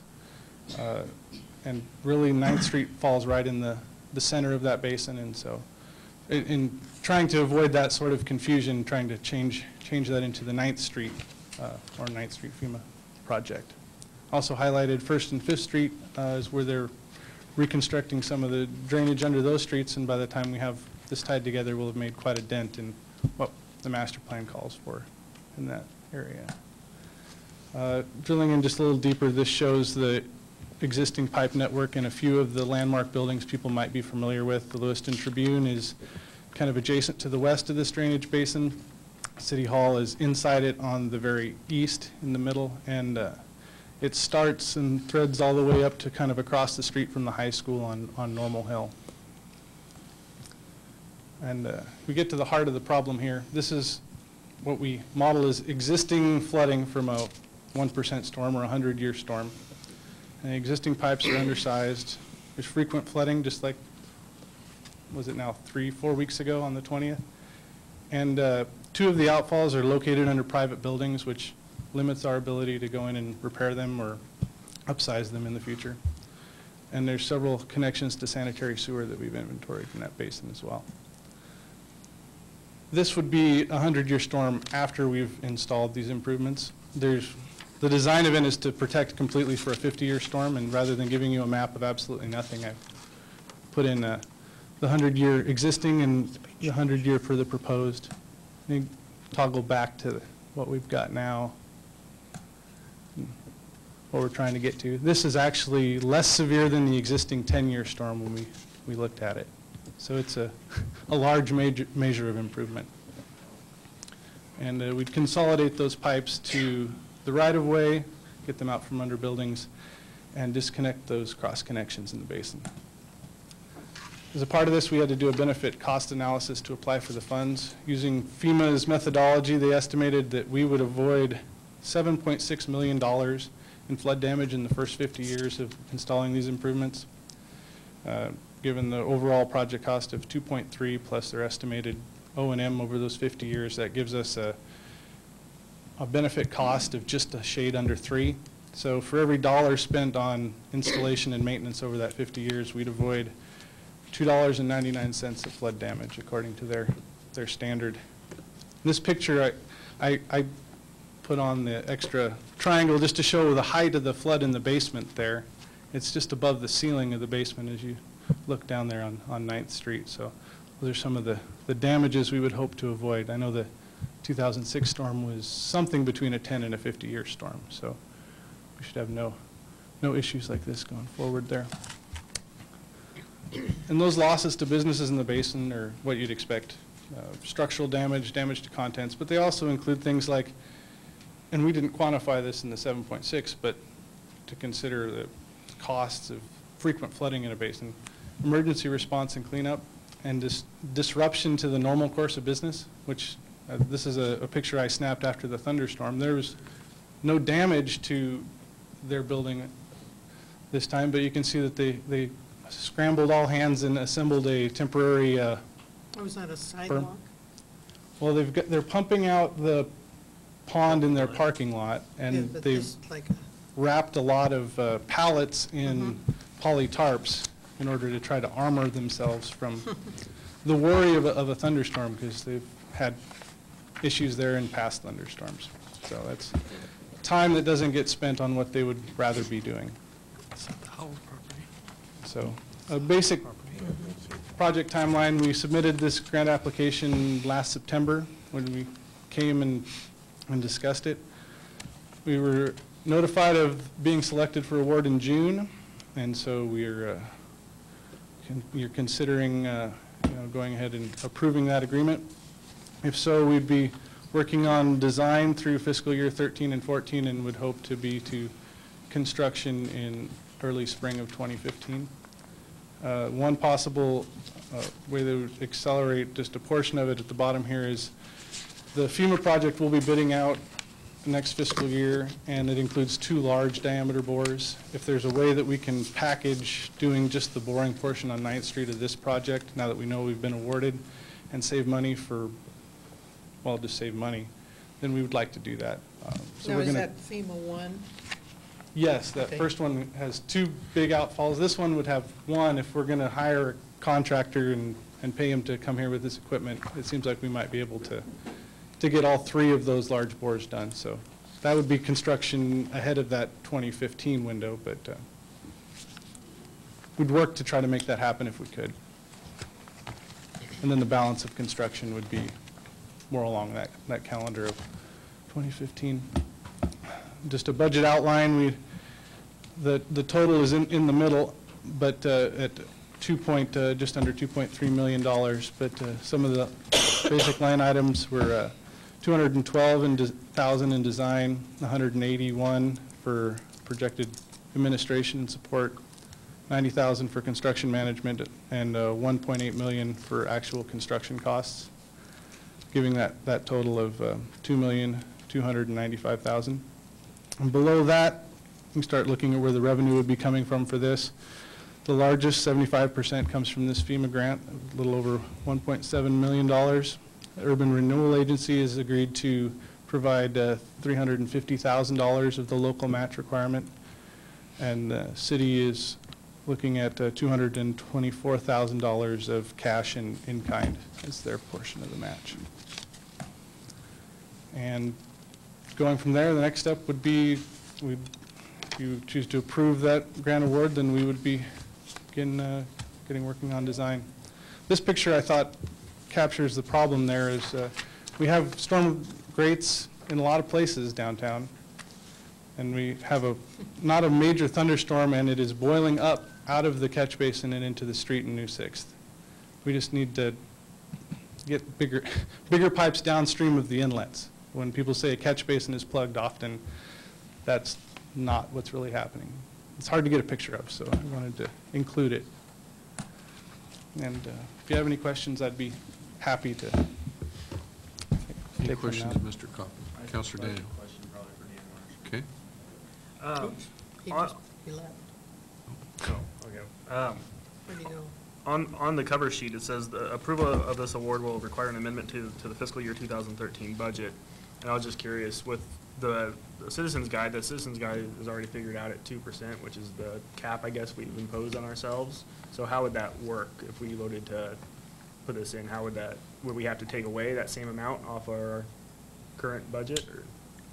Well, Does that make sense? $224,000 that the city would contribute to the cost of the project. That's outside of the Urban Renewal Agency, outside of the FEMA funds.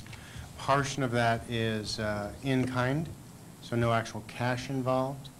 And then a smaller portion of that, I think about $150,000 is cash.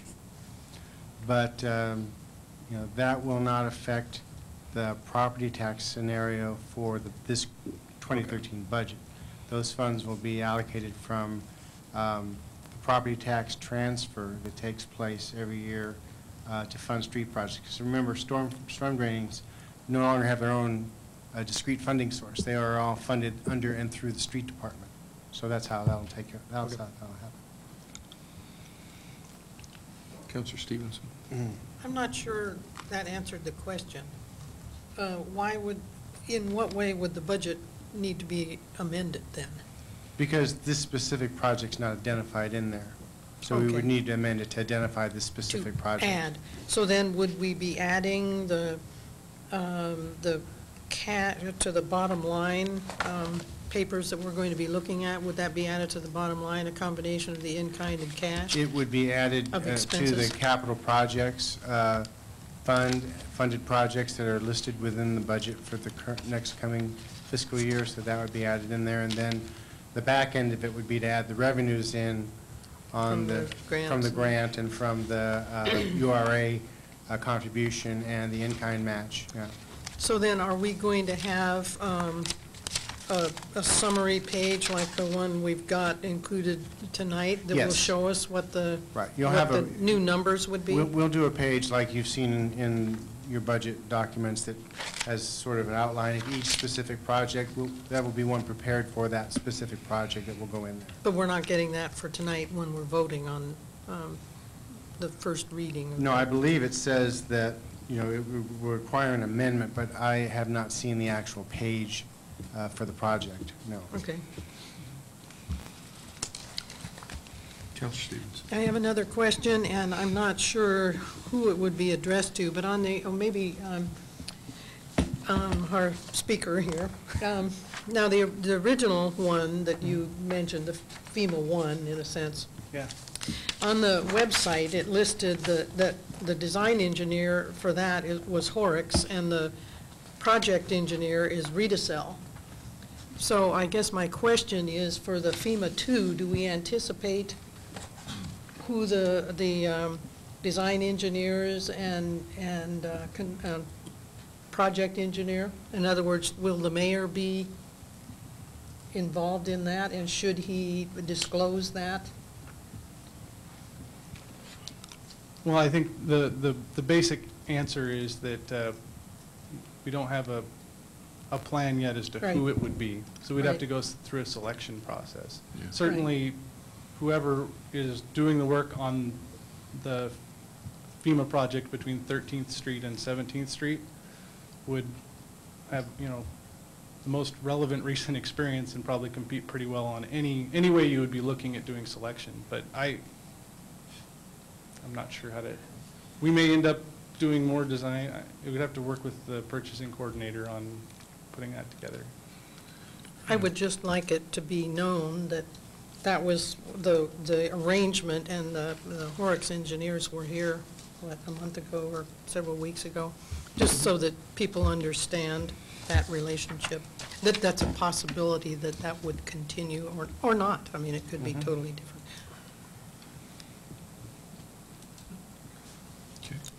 Any other questions?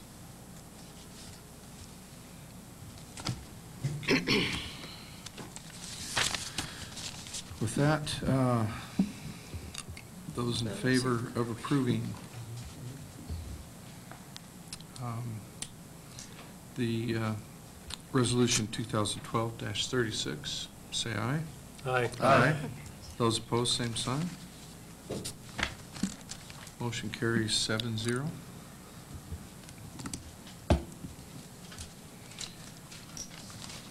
Next item of business is Resolution 2012-37, amending water and wastewater fees and charges. Mr. Bennett? Thank you, Mayor, members of the council. This is our annual addressing of the water and wastewater fees that are charged on an annual basis to utility customers within the city. This has been reviewed by the council during our budget work sessions, and the proposal this year is to limit the increases in water fees and in wastewater fee increases to 5%. And these increases will be used to maintain the revenue funding for the enterprise funds, and a portion of those costs are also going to be transferred into the street fund to help to mitigate the impact of water and wastewater operations on city streets. So some of those funds that will be raised by the fee increases will be transferred into the street fund to help stem some of the shortfall there from the refund of the stormwater utility fees. Okay. I'll entertain a motion to read Resolution 2012-37. Mr. Mayor, I move that we read Resolution 2012-37. Second. It's been moved and seconded to read Resolution 2012-37. Is there any discussion from council? Councilor Kleberg. We're going to read it and then we'll discuss it again, I take it? Yes, we'll be approving it too. Okay. Okay, so hearing none, those in favor of reading Resolution 2012-37, say aye. Aye. Those opposed, same sign. Motion carries 7-0. Approving Resolution 2012-37 by title only, a resolution amending water and wastewater fees and charges and providing an effective date. Resolution 2012-37 has been read. I'll entertain a motion to approve Resolution 2012-37. Mr. Mayor, I move that we approve Resolution 2012-37. Second. Okay. It's been moved and seconded to approve Resolution 2012-37. Is there any discussion by council? Councilor Kleber. I guess I'm just, hearing some of the comments talking about the budget and from people I've talked to, not only at work but on the street. I supported a fee increase last year, but we backed it down to just cover the increase in the operations portion. I understand the idea behind the extra 3% because of the impacts of street, saw cutting the streets and having to go back in and patch them up and stuff like that. But I guess I'm just uncomfortable with a 5% increase. Just my opinion. Councilor Daniel. My primary opposition to this is just the fairness in it. I live in the Orchard, so I don't use city water. And since 60% of the water increase is going to go towards the transportation fund, it benefits me because it reduces my tax burden for the transportation fund. But even though it may be good as a resident of the Orchards, as a council member, it's just not fair. It's not fair to the residents of downtown to have to foot more of the bill for roads essentially when we all use the roads. So.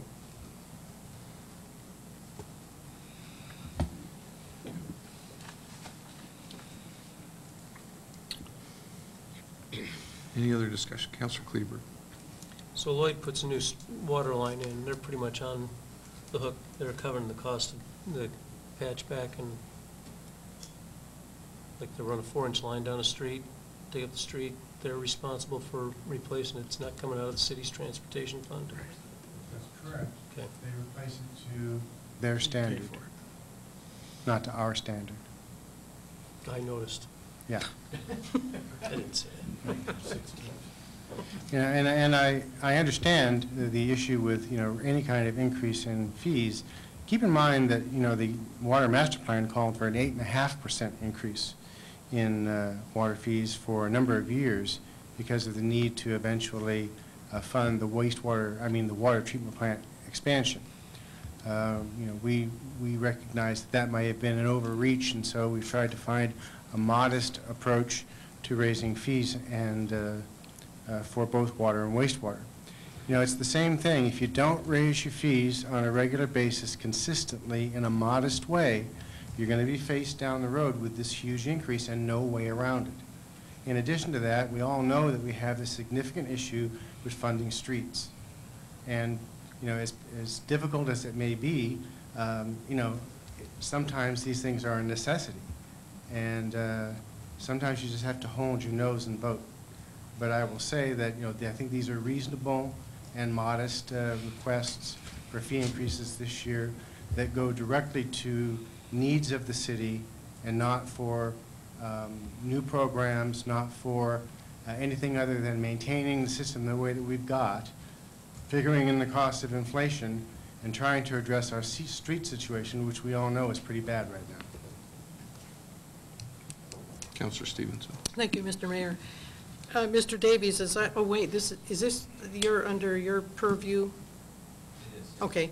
As I recall, when we were talking about that table of 8% for a number of years, what's the amount of the replacement of the, I mean, in general figures, that plant? It was a big figure, right? That's right.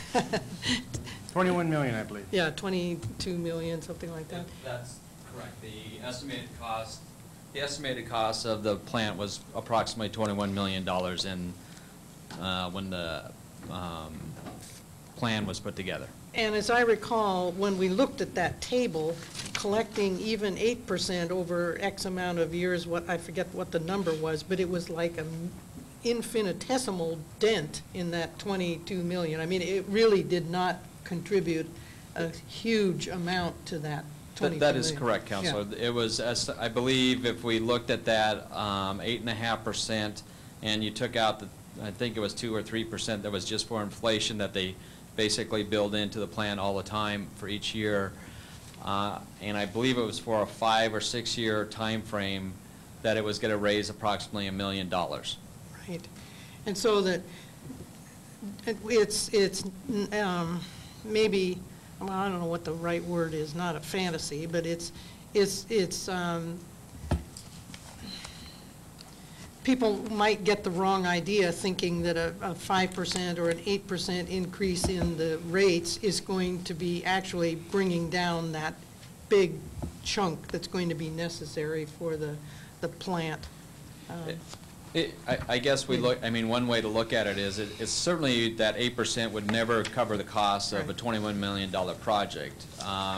The philosophy, you know, one way of looking at it was that over that time frame, you're going to be putting money away to help reduce what you would have to borrow at a future date. Now, certainly the economy has changed, and as the city manager talked at several work sessions about it, you know, the philosophy was, do you just go out, when this first came up, do we just go out and borrow the money now because the interest rates were low enough that in reality you probably would save more money instead of raising the rates. So it's just a philosophy of how you would want to do that. And we considered that this year and determined that the 8.5% was just simply unreasonable. There was no point in doing it because it really wasn't, as you said, going to raise that much money. And so therefore, a more modest proposal of 5%, you know, was a much more reasonable expectation. And yet the whole 5% does not go into the operating cost of that fund. No, it does not. Yeah. So that. So, you know, that Is means the 5% necessary when only 2% of it is really being used for operating costs? I mean, that's just a question. It's not. Absolutely, and I think we've been very upfront with the reason that we did it that way was to try and put some additional money into the street budget so that we could maintain our street programs because we just don't have any funding for those. Councilor Daniel. And I understand the rationale for that. I really do. I just don't agree with it. But you know, when you raise fees and 60% of your increase goes towards a different function, I don't know, it may be transparent in telling people how you're, because you are doing it. You're not lying to them. But I don't know. It seems like kind of a back way to fund something instead of just being upfront about it. And I don't know. The idea of using 60% of an increase and using it towards a different function, I don't know. It's just it's a real sticking point for me. Councilor Kleberg. So when the city does a water project, They were doing one down here by Wells Fargo. A while back, we had a broken pipe. Would some of that, I mean, does the transportation department, is that the funding source that patches the street back in, or does that still come out of the water? It comes out of the water or sewer fund if it is strictly a repair to those facilities. Okay. Councilor Daniel. I did want to make one more comment. I don't want the perception, especially because I do plan on voting against this. I understand that sometimes you need to raise fees, especially to cover inflation and operating costs to pay for major projects. So I don't want that to be the perception that I'm just against raising fees at all costs. It's just, in this case, I think I've stated my opinion why. So. Just, Mr. Mayor, point of clarification again, if I may, with the city manager. My understanding is what the transportation part of this is for what actually happens with the water end of it, right? We're paying for the use that that's on that end. Is that not correct? What the proposal is that, as we do with sanitation, for example, because of the impact that sanitation trucks have on city streets, the same is true from heavy water vehicles, wastewater vehicles. The impact that they have on city streets is to try and create, basically an even playing field where all the utilities that contribute to the impact on city streets wear and tear are paying their fair share. I would be interested to know that if, this isn't an acceptable proposal, what would be?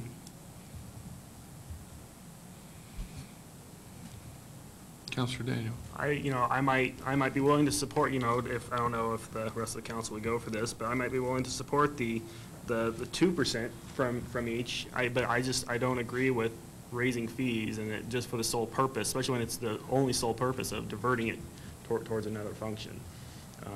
Like I said before, I understand that sometimes you need to raise fees to meet your expenditures. Councilor Cleveland. So what percentage does, what does sanitation pay to the transportation fund for running their trucks up and down the road? What does sanitation pay?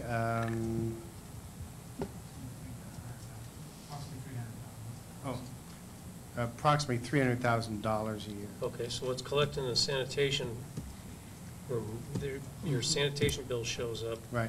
A portion of that is dedicated to transportation. It is. For the wear and tear of this sanitation trucks that they put on the streets. And the amount of dollars that would be raised from this proposal to divert a portion of the water and wastewater charges, it's about the same dollar amount, is it not, Dan? It's about $300,000. For the two funds? Yes. 240. 240,000. 240,000. Okay. Councilor Daniel. So currently, water and wastewater pay nothing towards those? Correct. Okay. Councilor Randall. There's some cities that actually charge a fee to all their transportation rigs to cover that impact. Right. That's another option. And I guess I'm going to say you charge yourself a fee, but then it all still comes out of either, you got to come out of your rates of your fees that you're generating revenue from or from property tax. Again, I think out of everybody at the table here, I think Councilor Stevenson and I are the only ones on the Lewiston water system. But I'm in favor of this. In past, I was on the council that had, I think, first adopted the Corolla study for the water treatment plant. And at that time, they funded part of it. But previous councils since then, and at that time, if I recall, it would have paid almost 90% of the plant after the 25-year time frame.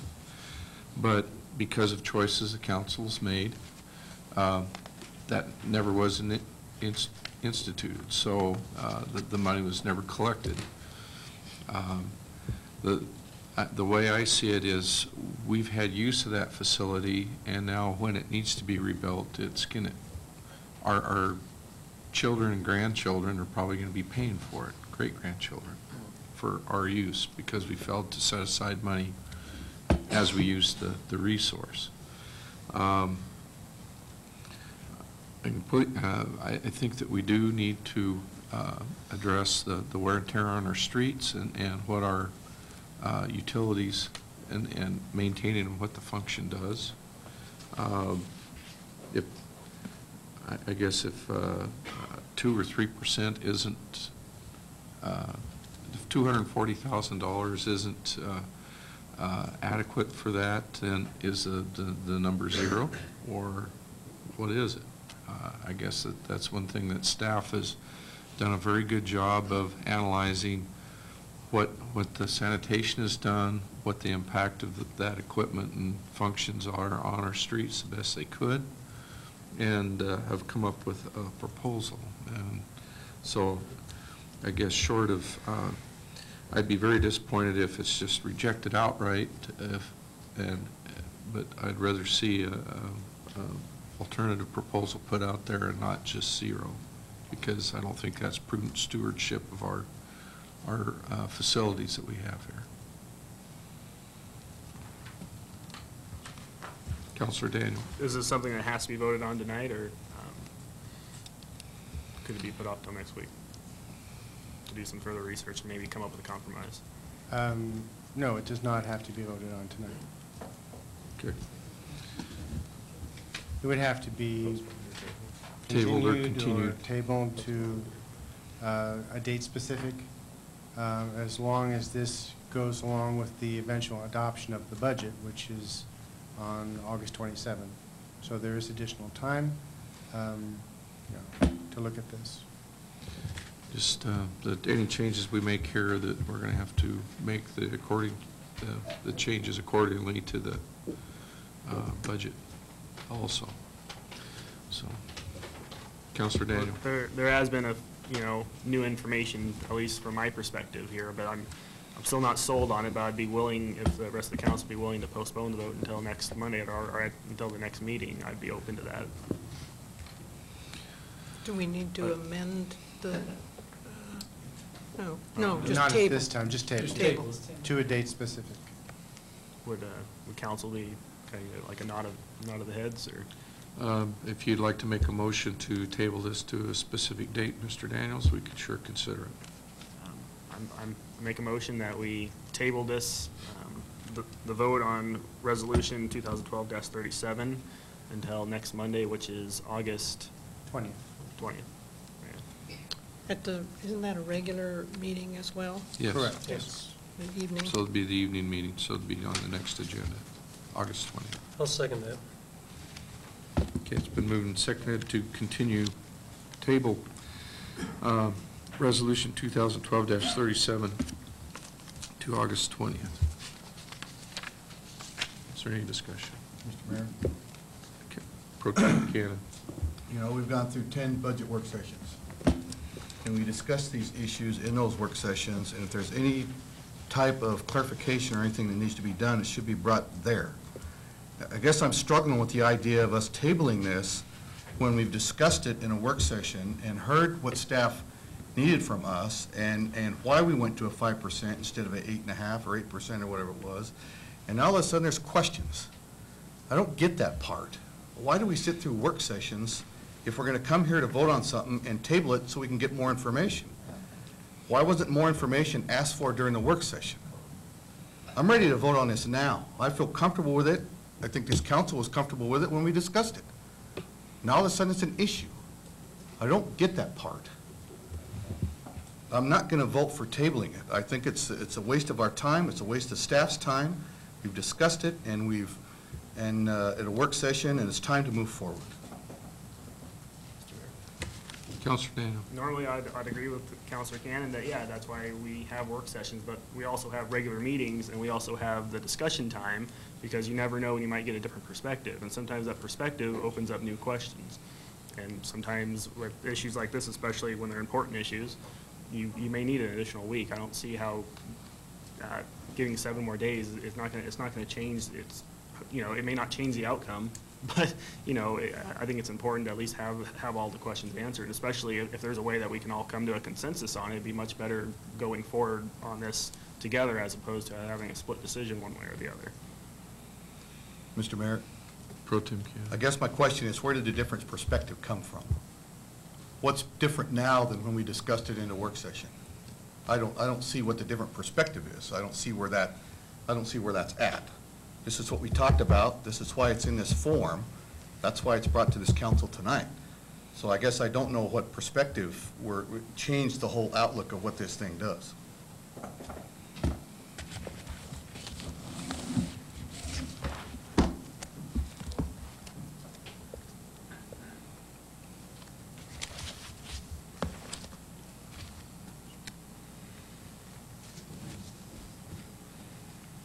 I think it was either in budget work session 2 or 4.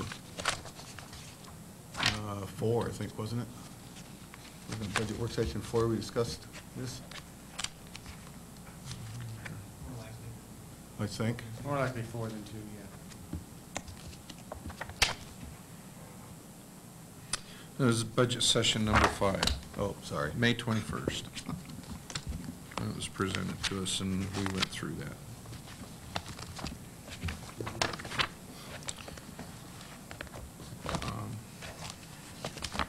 I agree with Pro Tem Cannon that that's the reason we go through those. I don't think there's any new information that's brought up. But if it's the majority of the council wishes to kick the can down the road another 7 days, I guess so be it. Councilor Stevenson. Thank you, Mr. Mayor.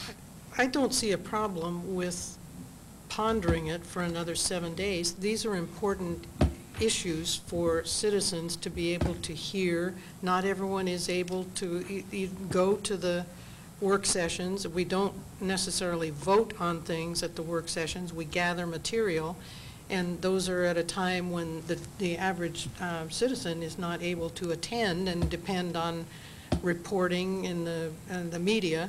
And I think they deserve the opportunity that we have this discussion, and you know, there's nothing wrong with discussing it, and it may have the same outcome, it may not, but I think that people deserve to at least have the consideration. Any other discussion? Mr. Mayor? Pro Tem Cannon. Again, that's why we have work sessions. It's a public meeting, anybody can attend. You know, I don't want to badger this thing to death. If you want to delay it, delay it. But the people here tonight, I don't see too many standing up and talking about the water rates right now. It's publicized. We talk about it. You know, if we need more information, we should get it. That's what counselors do. But, you know, if you want to delay it for 7 more days, then let's take the vote and let's move on. Any more discussion? Hearing none, those in favor of tabling to August 20th, say aye. Aye. Those opposed, same sign. Aye. However, I think motion carries to table 4-3. So resolution 2012-37 is tabled to August 20th. Next item of business is ordinance 4582, the first reading. Enacting a new article and sections to be codified as City Code Sections 29-25 and 29-26. Establishing fingerprints by the Lewiston Police Department. I'll entertain a motion to read ordinance 4582 for the first time. so moved, Mr. Mayor. Second? It's been moved and seconded to read ordinance 4582 for the first time. Is there any discussion from council? Hearing none, those in favor say aye. Aye. Those opposed, same sign. Motion carries 7-0. Approving the first reading of ordinance 4582 by title only. An ordinance enacting a new article and sections to be codified as Lewiston City Code, sections 29-25 and 29-26, and Article 3 of Chapter 29 titled Fees. Establishing a fee for taking and providing fingerprints by the Lewiston Police Department, providing that all future fingerprinting fees will be established by resolution of the City Council, and providing an effective date. Okay, next item of business is first reading of ordinance 4583, setting ambulance services fees. I'll entertain a motion to read ordinance 4583 for the first time. So moved. Second? It's been moved and seconded to read ordinance 4583 for the first time. Is there any discussion by council? Hearing none, those in favor say aye. Aye. Aye. Those opposed, same sign. Motion carries 7-0. Approving the first reading of ordinance 4583 by title only. An ordinance repealing Lewiston City Code Section 7-1, enacting a new Lewiston City Code Section 7-1, setting ambulance service fees and providing an effective date. Okay. Move on to item G, ordinance 4585. I'll entertain a motion to read ordinance 4585 for the first time. So moved, Mr. Mayor. Second? It's been moved and seconded to read ordinance 4585 for the first time. Is there any discussion by council? Hearing none, those in favor say aye. Aye. Aye. Those opposed, same sign. Motion carries 7-0. Approving the first reading of ordinance 4585 by title only. An ordinance of the City of Lewiston, Idaho, amending ordinance number 4563, the annual appropriation ordinance for the fiscal year beginning October 1, 2011, and ending September 30th, 2012. Appropriating additional monies that are to be received by the City of Lewiston, Idaho, in the sum of $6,748,690, and providing an effective date. Okay, next item of business, item H, is the first reading of ordinance 4584, the annual appropriation ordinance. I'll entertain a motion to read ordinance 4584 for the first time. So moved. Second. It's been moved and seconded to read ordinance 4584. Is there any discussion by council? Councilor Daniel. You know, I realize I could just vote for it just because to move along the process, but I do plan on opposing it. I think the 2% is a little high, so. And I think that's where in the readings as we move along, if there's some specifics, I'd encourage council that if you're not in agreement with that, that come back with some specifics of something that the body here can consider. Because I think that staff has done an exceptional job of putting a budget together with numbers. And I guess if there's some trimming and things that need to be done, that I think we need to do that. Councilor Kleber. Thank you, Mr. Mayor. Yeah, and I agree with what you're saying as far as not just necessarily moving it along, but I wasn't prepared to make many comments tonight. I will be much more prepared in light of some of the public testimony that we've had tonight.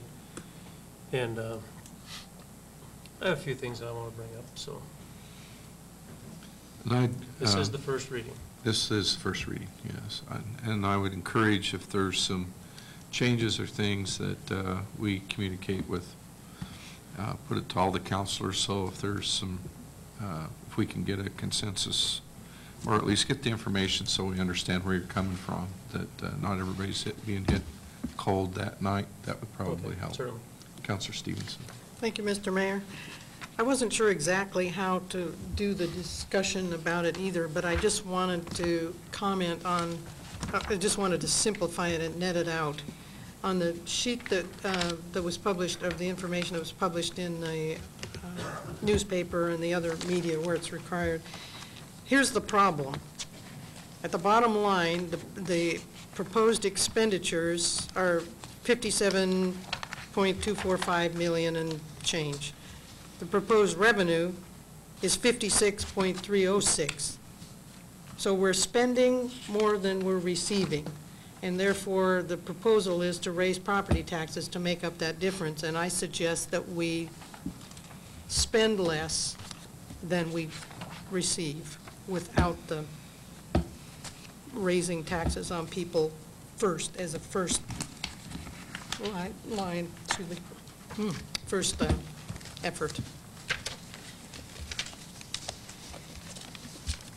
Well, we've went through probably 8 or so work sessions for budgets.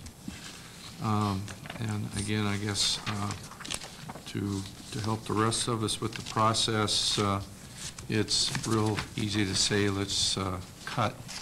I think we've went through the process. We've identified what's important to us in our strategic plans, on our capital improvement plans, and what past councils have done and what it takes to keep the city moving forward as far as our sewer, water, police, and fire. And so those are built into the capital improvement plan.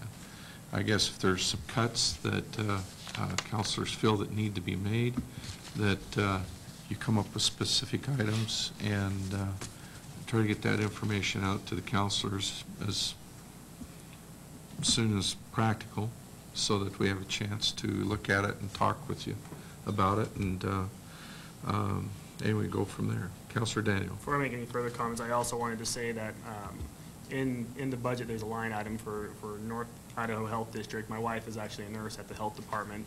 I understand that those monies go towards inspection. She's obviously a nurse, so that doesn't have anything to do with it, but I did want to disclose that, and if any council members had a problem with me participating in the budget, then I would request that they make a motion to separate that item from the budget. Otherwise, I don't feel like there's a conflict that would restrict me from participating. Mr. Mayor. Councilor. I think, Councilor Daniel, you're going to find that in the items that are in the budget, every one of us is going to have a conflict because we all sit as liaisons to these various groups, and we're certainly going to be advocates for areas of information where we feel like we have more information perhaps than the people who aren't sitting there all the time. And that would be true of me, for example, in the Civic Theater. It would be true, I'm sure, of the mayor in Valley Vision.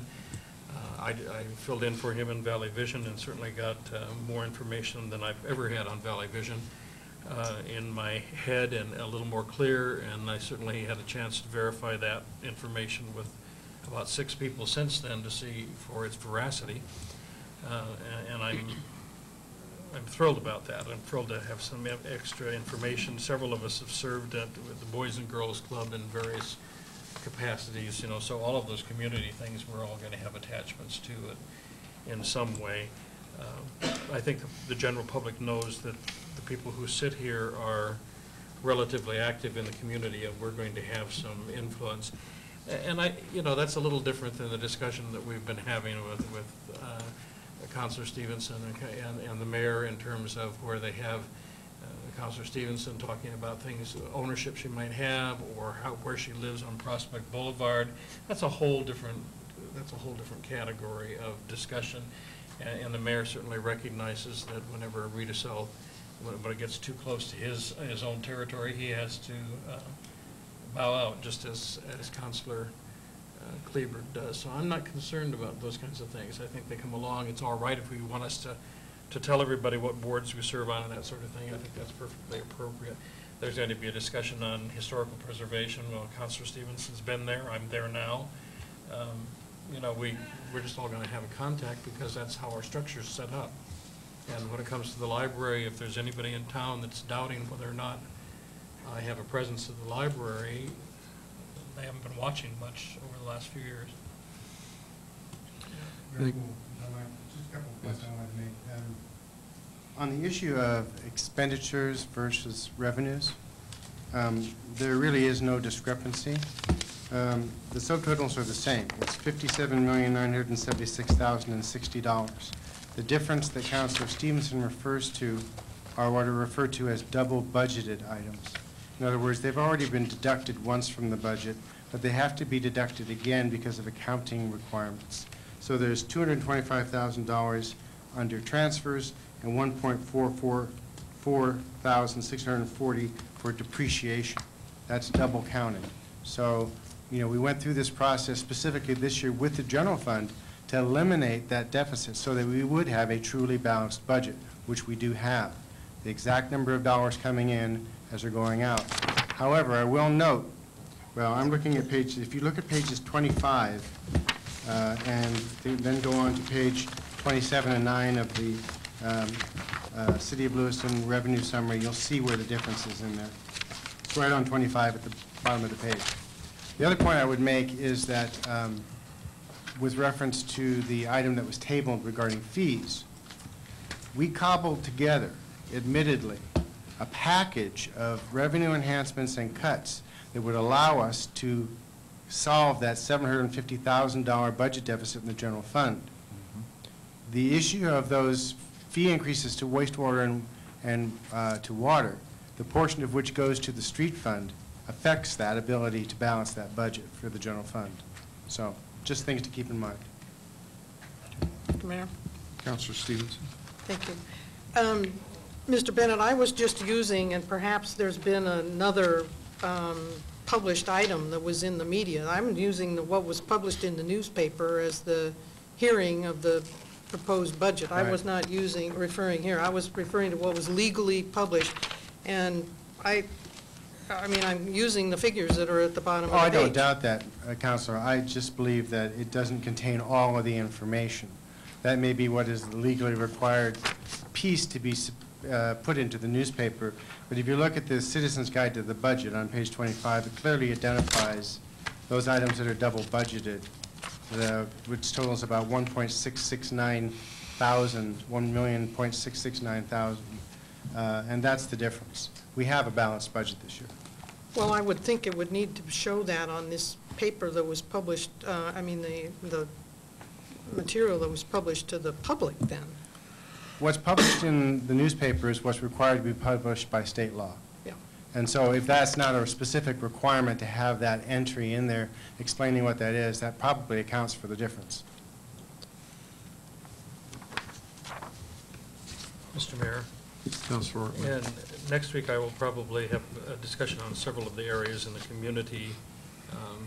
community section, and my discussion will be less than a $2,000 discussion. Any other discussion? Okay. Those in favor of reading ordinance 4584 for the first time, say aye. Aye. Aye. Those opposed, same sign. Nay. I guess we'll call for a raise of hands. Those in favor, raise your hand. 5. Those opposed, 2. Okay. Motion carries 5 to 2. Removing the first reading of ordinance 4584 by title only. An ordinance to be termed the annual appropriation ordinance, appropriating sums of money authorized by law and deemed necessary for all general and special municipal purposes of the City of Lewiston, Idaho, for the fiscal year commencing October 1, 2012, and ending September 30th, 2013, providing for the filing of a copy of this ordinance with the Secretary of State as required by law, and providing an effective date. Next item of business is reading ordinance 4586 for the first time. Mr. Mayor, I move that we read ordinance 4586 for the first time. Okay. Second. It's been moved and seconded to read ordinance 4586 for the first time. Is there any discussion by council? Okay. Hearing none, those in favor say aye. Aye. Those opposed, same sign. Nay. Motion carries 5 to 2. Approving the first reading of ordinance 4586 by title only. An ordinance fixing and establishing the tax certification on all taxable properties situate within the corporate limits of the City of Lewiston for the fiscal year commencing October 1, 2012 and ending September 30th, 2013, for the purpose of providing and raising monies for municipal and corporate purposes, providing for the tax certification to the Board of County Commissioners of Nez Perce County, Idaho, in the dollar amount of $15,817,530, providing a certified copy of the annual appropriation ordinance to the Board of County Commissioners in Nez Perce County and adopted by the City of Lewiston for the 2012-2013 fiscal year, and providing an effective date. Next item of business is approving the 2013 Certified Local Government Grant Application.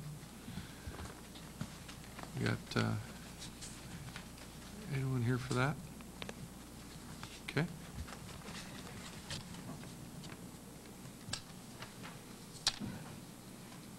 Miss Jackie Gilbert's on tap for this, huh?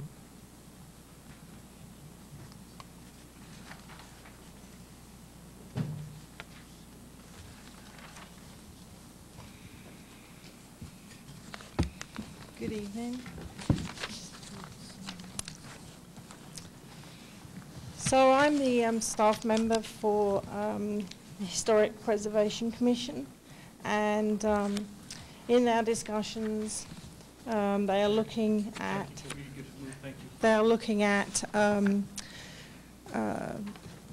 enlarging the area of the historic district. And before they need to do that, we need to create the awareness of the historic district.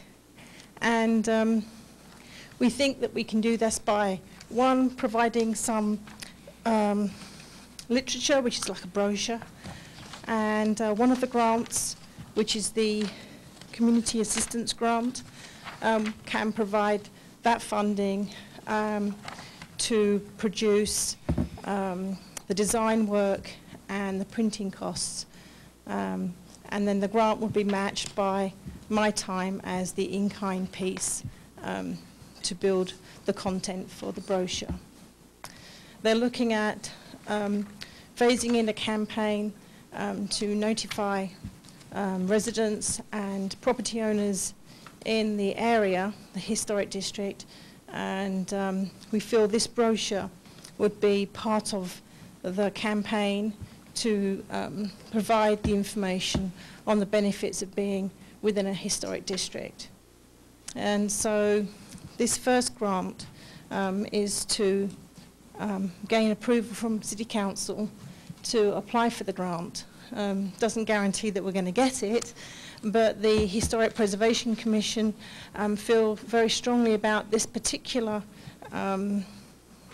initiative and will go ahead with the building of the brochure regardless, because they feel it's a very important piece to educate property owners in the historic district of the benefits of being within that area and what it does to our downtown area. Councilor. It's my understanding that some preliminary work has been done over several years on this, right? Well, the previous year, which we're still in, working until the end of August, a grant was submitted and we were awarded, of which we have an intern that's collecting and updating the historic data in the area. And so building and keeping that momentum going forward, the next phase would be to perhaps add additional properties to the National Register, update the information on ownership of properties from when it was first collected, and enlarge the district maybe down to 9th Street. That's their the Historic Preservation Commission goal, is to increase the historic district that is recognised by not just the city but also the state. At the moment we have a historic district that is recognised by the state, and then we have one that is recognised by the city, and we'd like to consolidate that and widen the area. Thank you.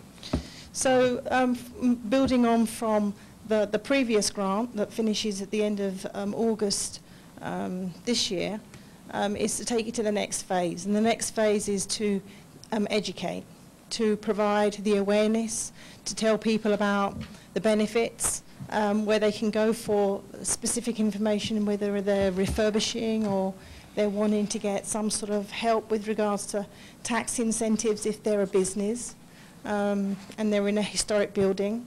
You know, it's all this. It's like a brochure that is specific to Lewiston, not a generalised historic society pamphlet. It's going to be specific to Lewiston. So based with the brochure, we're looking at pairing that with some open house type meetings to encourage property owners to come down and talk to the Commission and other folks that we will invite. So this is like a piece to that campaign. And then the second grant is the Idaho State Historical Society Certification Local Government Program. And this is where we're utilising the information that we've collected in 2012 and taking it that step further, where we bring in a historical architect that will help with writing a survey that will be distributed, and then also adding to the National Register by filling out the nominations.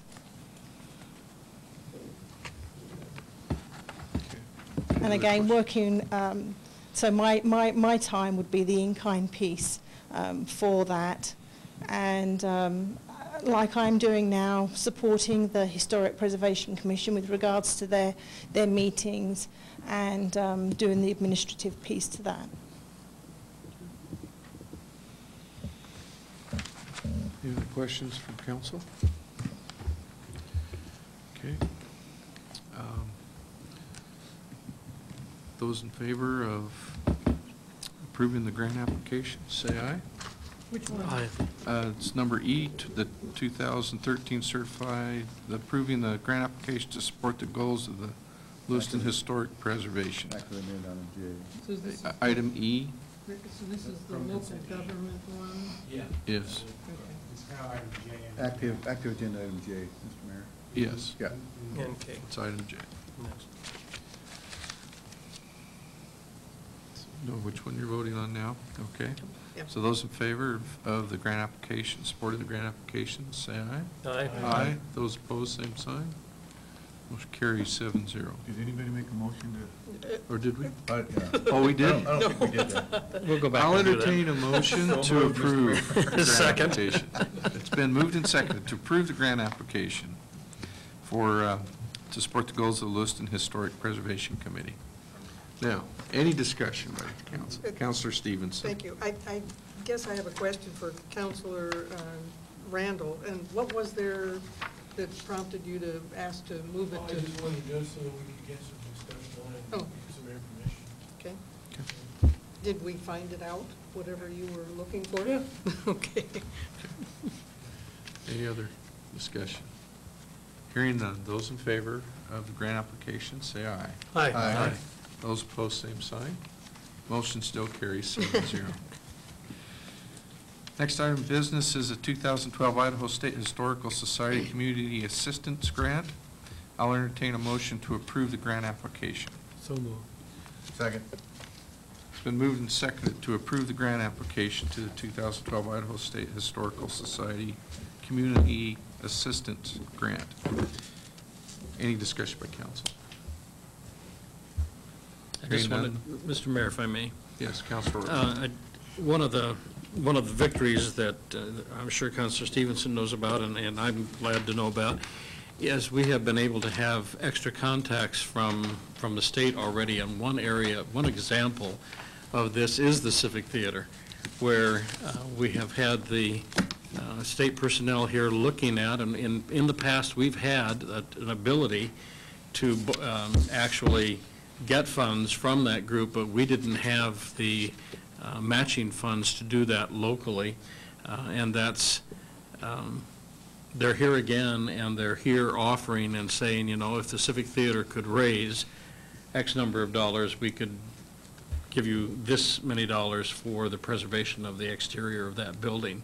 And so, you know, that's just an offshoot of this, and so it's constantly something happening. I'm going to be talking about another aspect of that in just a few minutes in the counselor section. Okay. Any other discussion with council? Hearing none, those in favor say aye. Aye. Those opposed, same sign. Motion carries 7-0. That finishes our active agenda. We'll go to unfinished and new business. City councilor comments. Any councilor comments this evening? Mr. Mayor. Councilor Ortman.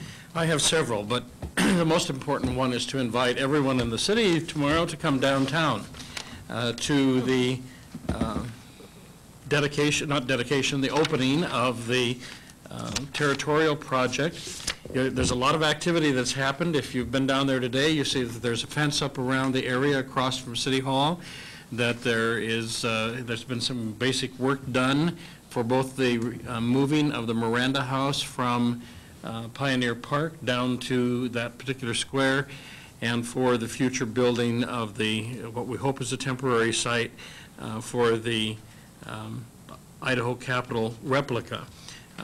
Councilor Cannon here has been instrumental in getting a number of volunteer contractors who will be working on that on a contractor's day on Friday. There'll be a lot of activity happening there. There will be a number of volunteers involved in the process. But it is really an extension of our whole discussion of the sesquicentennial, and we are moving into the state's sesquicentennial discussion.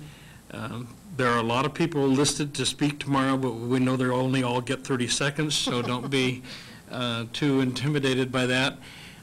Do come down at 11 o'clock across from City Hall. It is going to be a good move for the state of Idaho. As you know, we're moving into the sesquicentennial for Idaho. The license plates are available.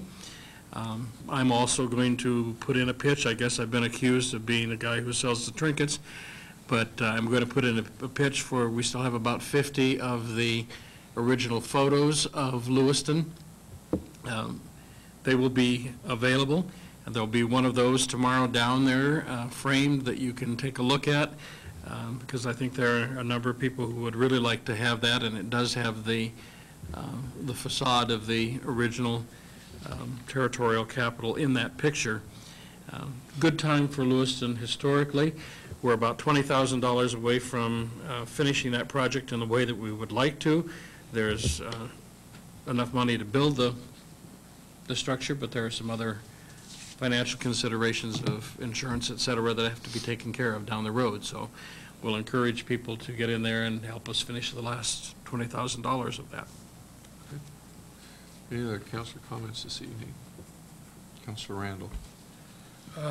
Here recently, I've sent an email to the city attorney requesting a legal opinion on whether or not Article 8, Section 3, and Section 4 of the Idaho Constitution applied to our transfer of $800,000 for the library.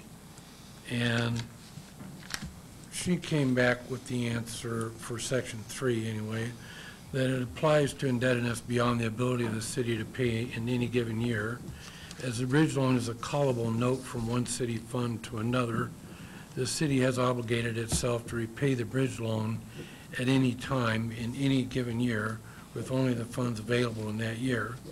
Therefore, I don't believe that the bridge loan exceeds, quote, the income and revenue provided for it for such year, unquote. Well, that quote was taken out of the Section 3 of the Article 8. And in that, what it says right at the very first is no county, city, board of education, or school district or other subdivision of the state shall incur any indebtedness or liability in any manner or for any purpose exceeding in that year the income and revenue provided for such year. I would like to request that the city attorney review the court cases available through Idaho's Supreme Court or the Attorney General's opinions or guidelines to see if we have any information on whether those, what Article 8, Section 3 and 4 apply to our transfer and what effect it has on that transfer. I guess I'm looking for consensus.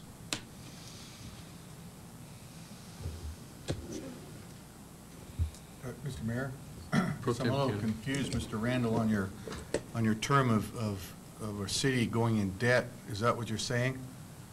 We're borrowing from within ourselves. Isn't that right, Mr. Marsh? We're borrowing money from within our own savings accounts with our own enterprise funds. How does that imply to what you're referring to? When you're borrowing, that means you don't have enough money. No, but we're not borrowing from any institution. We're not borrowing from any... I know, but the term borrowing means you don't have enough money. But I don't think the term borrowing is what we're using. You're robbing from Peter to pay Paul. It's a interfund transfer, correct? That's right. So the word borrowing is, I don't know where that term came from, but we're not borrowing from anything. It's an interfund transfer. Am I correct on that? That's right. And we have the money available to do it. We don't have to go to any outside agency to get it. Mr. If Mayor. we're going to an outside agency, then I could see your point, that we're going in debt and it's, you know, but we're not borrowing any money from the word borrowing. It's an interfund transfer from funds that we already have. I hope I'm right. That was my take on it.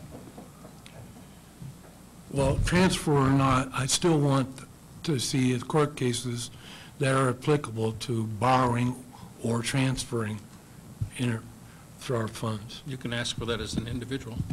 You have that right? Yeah, absolutely. Mr. Mayor? Councilor. You know, just checking with other city officials across the state of Idaho, we're not doing a single thing that not everybody else is doing. If I can, Mr. Mayor, I've done extensive research on the two code sections that apply to us accumulating and transferring funds. There are no court cases, and there's no other legislative history on those two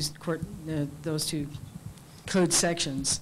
The code section that allows us to transfer unexpended balance from one fund to the other was enacted in 1967. There is no other legislative history or case law on the books about it.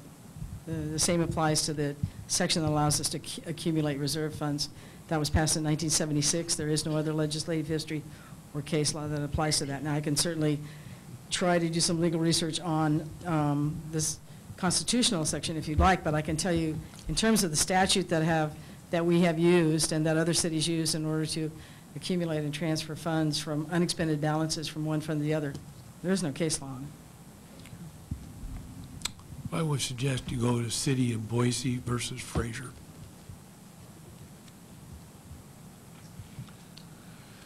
That's where my question came up on that. And that was a Idaho Supreme Court case. Councilor Randall, or Daniels, you had a... Yeah, I was just going to make a point. It doesn't seem like an unreasonable request to at least request information. You know, you are a city councilor, so I think it's fair to ask the city attorney for information, regardless of what issue it is, as long as it's not, you know, overburdening. So, Mr. Mayor, and I got no problem with that either. I mean, if that satisfies Councilor Randall on his concerns, that's fine. But let's make sure the wording is correct on what this city is doing with that fund. That's the only thing I'm asking this council to do, is to use the correct wording when it comes to what this council decided to do. Okay? That's all I'm asking from this council.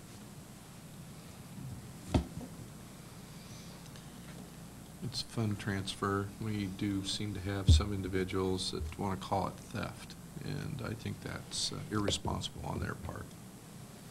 Mr. Mayor, I'm not calling it that. I didn't say you did, sir. Okay. No. So, I guess, would you be able to look up for Councilor Randall? Okay, thank you. And what, excuse me, what was that Boise case again? City of Boise versus Fraser, Idaho Supreme Court. Pardon? I am as well. I'll enjoy the findings. Councilor Stevenson. I didn't want to interrupt this topic. Are we on to other? I guess Are take care. we done? Okay. Councilor Randall? Yep. Okay. Councilor Ortman, I just wanted to verify, I guess I was sort of snoozing, so I wanted to make sure. At the tomorrow, tomorrow, Tomorrow. 11? 11 o'clock tomorrow. 11 o'clock, and that's when we sign a waiver to shovel and that type of thing. Volunteer Do we and do shovel? all of that stuff. Do we, yeah. because originally I thought they talked about the next day shoveling. Do we come prepared to shovel Yeah, the first okay. day? Councilor Cannon has the schedule in his head better than I. Because I went back to look at the invitation. We've been talking about it for a long time, Councilor Stevenson. Because I don't want to miss my wardrobe incorrect. Tomorrow's formal. Tomorrow is basically the groundbreaking ceremony for the territorial capital rebuild. Wednesday, as what's gone on there down there right now is a foundation has been dug. Gravel has been put in that foundation with blocks on top, patio blocks, thick patio blocks. There's a steel frame that is going to encase this building that's going to sit on those blocks. Thursday morning, I have contracted with some contractors to go down early Thursday morning to lay the floor, put the floor joists in place and put the deck on. You can come down and help at any time Thursday morning. Friday morning is the contractor blitz build of this structure to get it up. Help is, of course, always needed to pack a 2x4 or a 2x6, but when these guys get their nail guns and get to going, you better stand back, because somebody's going to get hurt. But they will, they'll frame all the walls, they'll sheet it, the front facade will be put on, the trusses will be set about 9:30 in the morning, Friday morning, and that will be sheeted also. The roofing will be scheduled to go on Monday morning, and then volunteers will come and put in the windows, lay the floor, you know, do the thing, put on the siding with the square nails, all that kind of stuff. So it's pretty well spelled out and pretty well going to be orchestrated pretty nicely, I think, to where it's going to go up pretty quick. It's a 20 by 30 building. Yeah. There's nothing too complicated about it. Trusses have been ordered, but like I say, they'll come set the trusses, and we should be done probably, I'd say, by noon. On which day? On Friday. We're going to gather at 6 a.m., not stating that we're going to start at 6 a.m. because folks at 7. But on Friday. We'll gather and get the game plan together and on Friday. On Friday. Okay. Yeah. So volunteers really are going to be needed more next week than. Councilor Ortman needs somebody to help him cook. Oh, that's what he's getting at. But it is an exciting time for our city to bring that history back and to have that in our community again. So a lot of time and effort has been done by a lot of people for a lot of years, and now it's finally going to get built, and so it's a great thing. Okay, so that's 6 a.m. the 17th? Yeah. You may come at 7 a.m. if you wish. If you need your beauty sleep, you can you can come at 7 a.m. You'll probably get there by 9, it'll be fine. Okay. Okay, is that good with everybody? Kind of got that idea? Need a photo op, you gotta have a little more sun up there. That's right. Any other councilor comments this evening? Just returned from a vacation from back east, and one of the things I realized, or finally dawned on me, is it's the start of the bicentennial celebration of the War of 1812. City of Baltimore and a lot of folks are in Washington, D.C. are gearing up for that. And it'll be, next year will be the sesquicentennial of the Civil War. So going through the battlegrounds and tours there, it was interesting to talk to the park people and see what they're doing for their sesquicentennial. Obviously, with federal funding, you can do a little bit more, so it's kind of interesting. So I was able to share some stories of our celebration and give some coins out, and anyway, exchange some ideas, and it was real neat to get a little better grounding of history, how we got started. Mr. Mayor, I don't know, are you going to make any reference to Ethan Martin this evening? Yes. Okay. That's one thing that it is a sad moment when we have to extend our condolences to the Martin family for the loss of their son. It's just one of those things that I happened to be on council when Mr. Wollenweber was killed in Iraq, and anyway, it just really brings home what the war does to our community, what the impact is. So anyway, our hearts go out to the Martin family, and please do what you can for them in their time here. On that also, I'd like to thank the Joint Airport Authority for a very excellent air show Saturday. A lot of folks were out there, a lot of neat airplanes. The high point for me wasn't the B-17, to be honest with you. It was the flag presentation by the veteran groups. I thought they did an incredible job again. And so anyway, I thoroughly enjoyed myself. And again, thanks to the Friends of the Airport and those folks that helped put that on. I thought that was an incredible success. So any other councilor comments this evening? Not, Mr. Bennett. Just want to let you know that Mr. Marsh and I met today with Superintendent of Schools, Commissioner Zenner, the county assessor, to discuss the potential impacts from the business personal property tax exemption that may be proposed in the next legislative session.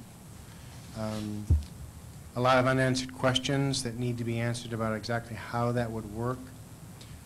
Initially, some thought given to replacing the revenues lost from personal property tax exemptions, but no specifics as to how those funds would be put together, where they would come from. Downside potentially is small businesses in particular who have a lot of their capital invested in real property would not benefit to the extent that larger companies who have vastly more invested in personal property would. And also the possibility that if there is no funding source coming to help to compensate the cities, counties, school districts from the loss of those revenues, that it could impact residential property owners because they'd probably be the only other outlet to recover or recoup any of those property taxes. So, but a lot of questions left to be answered. A lot of study needs to be given to this matter, and I'm sure that there'll be a lot of discussion by that with the AIC, in the next legislative session.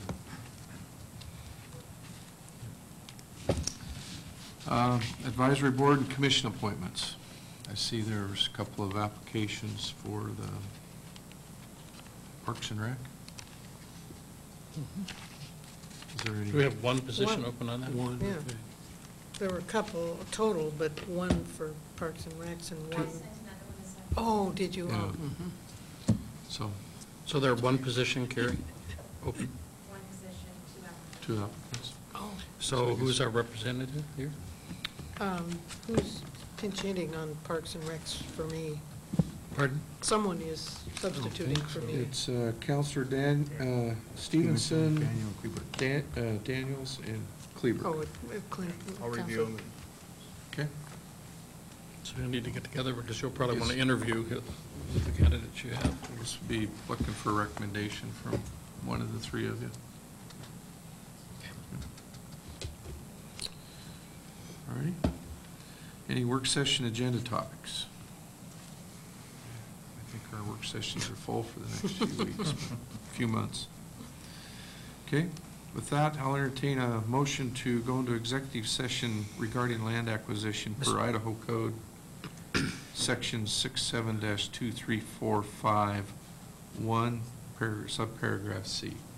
Mr. Mayor, I move that we go into executive session in reference to land acquisition according to Idaho Code 67-2345, Section 1, subsection C.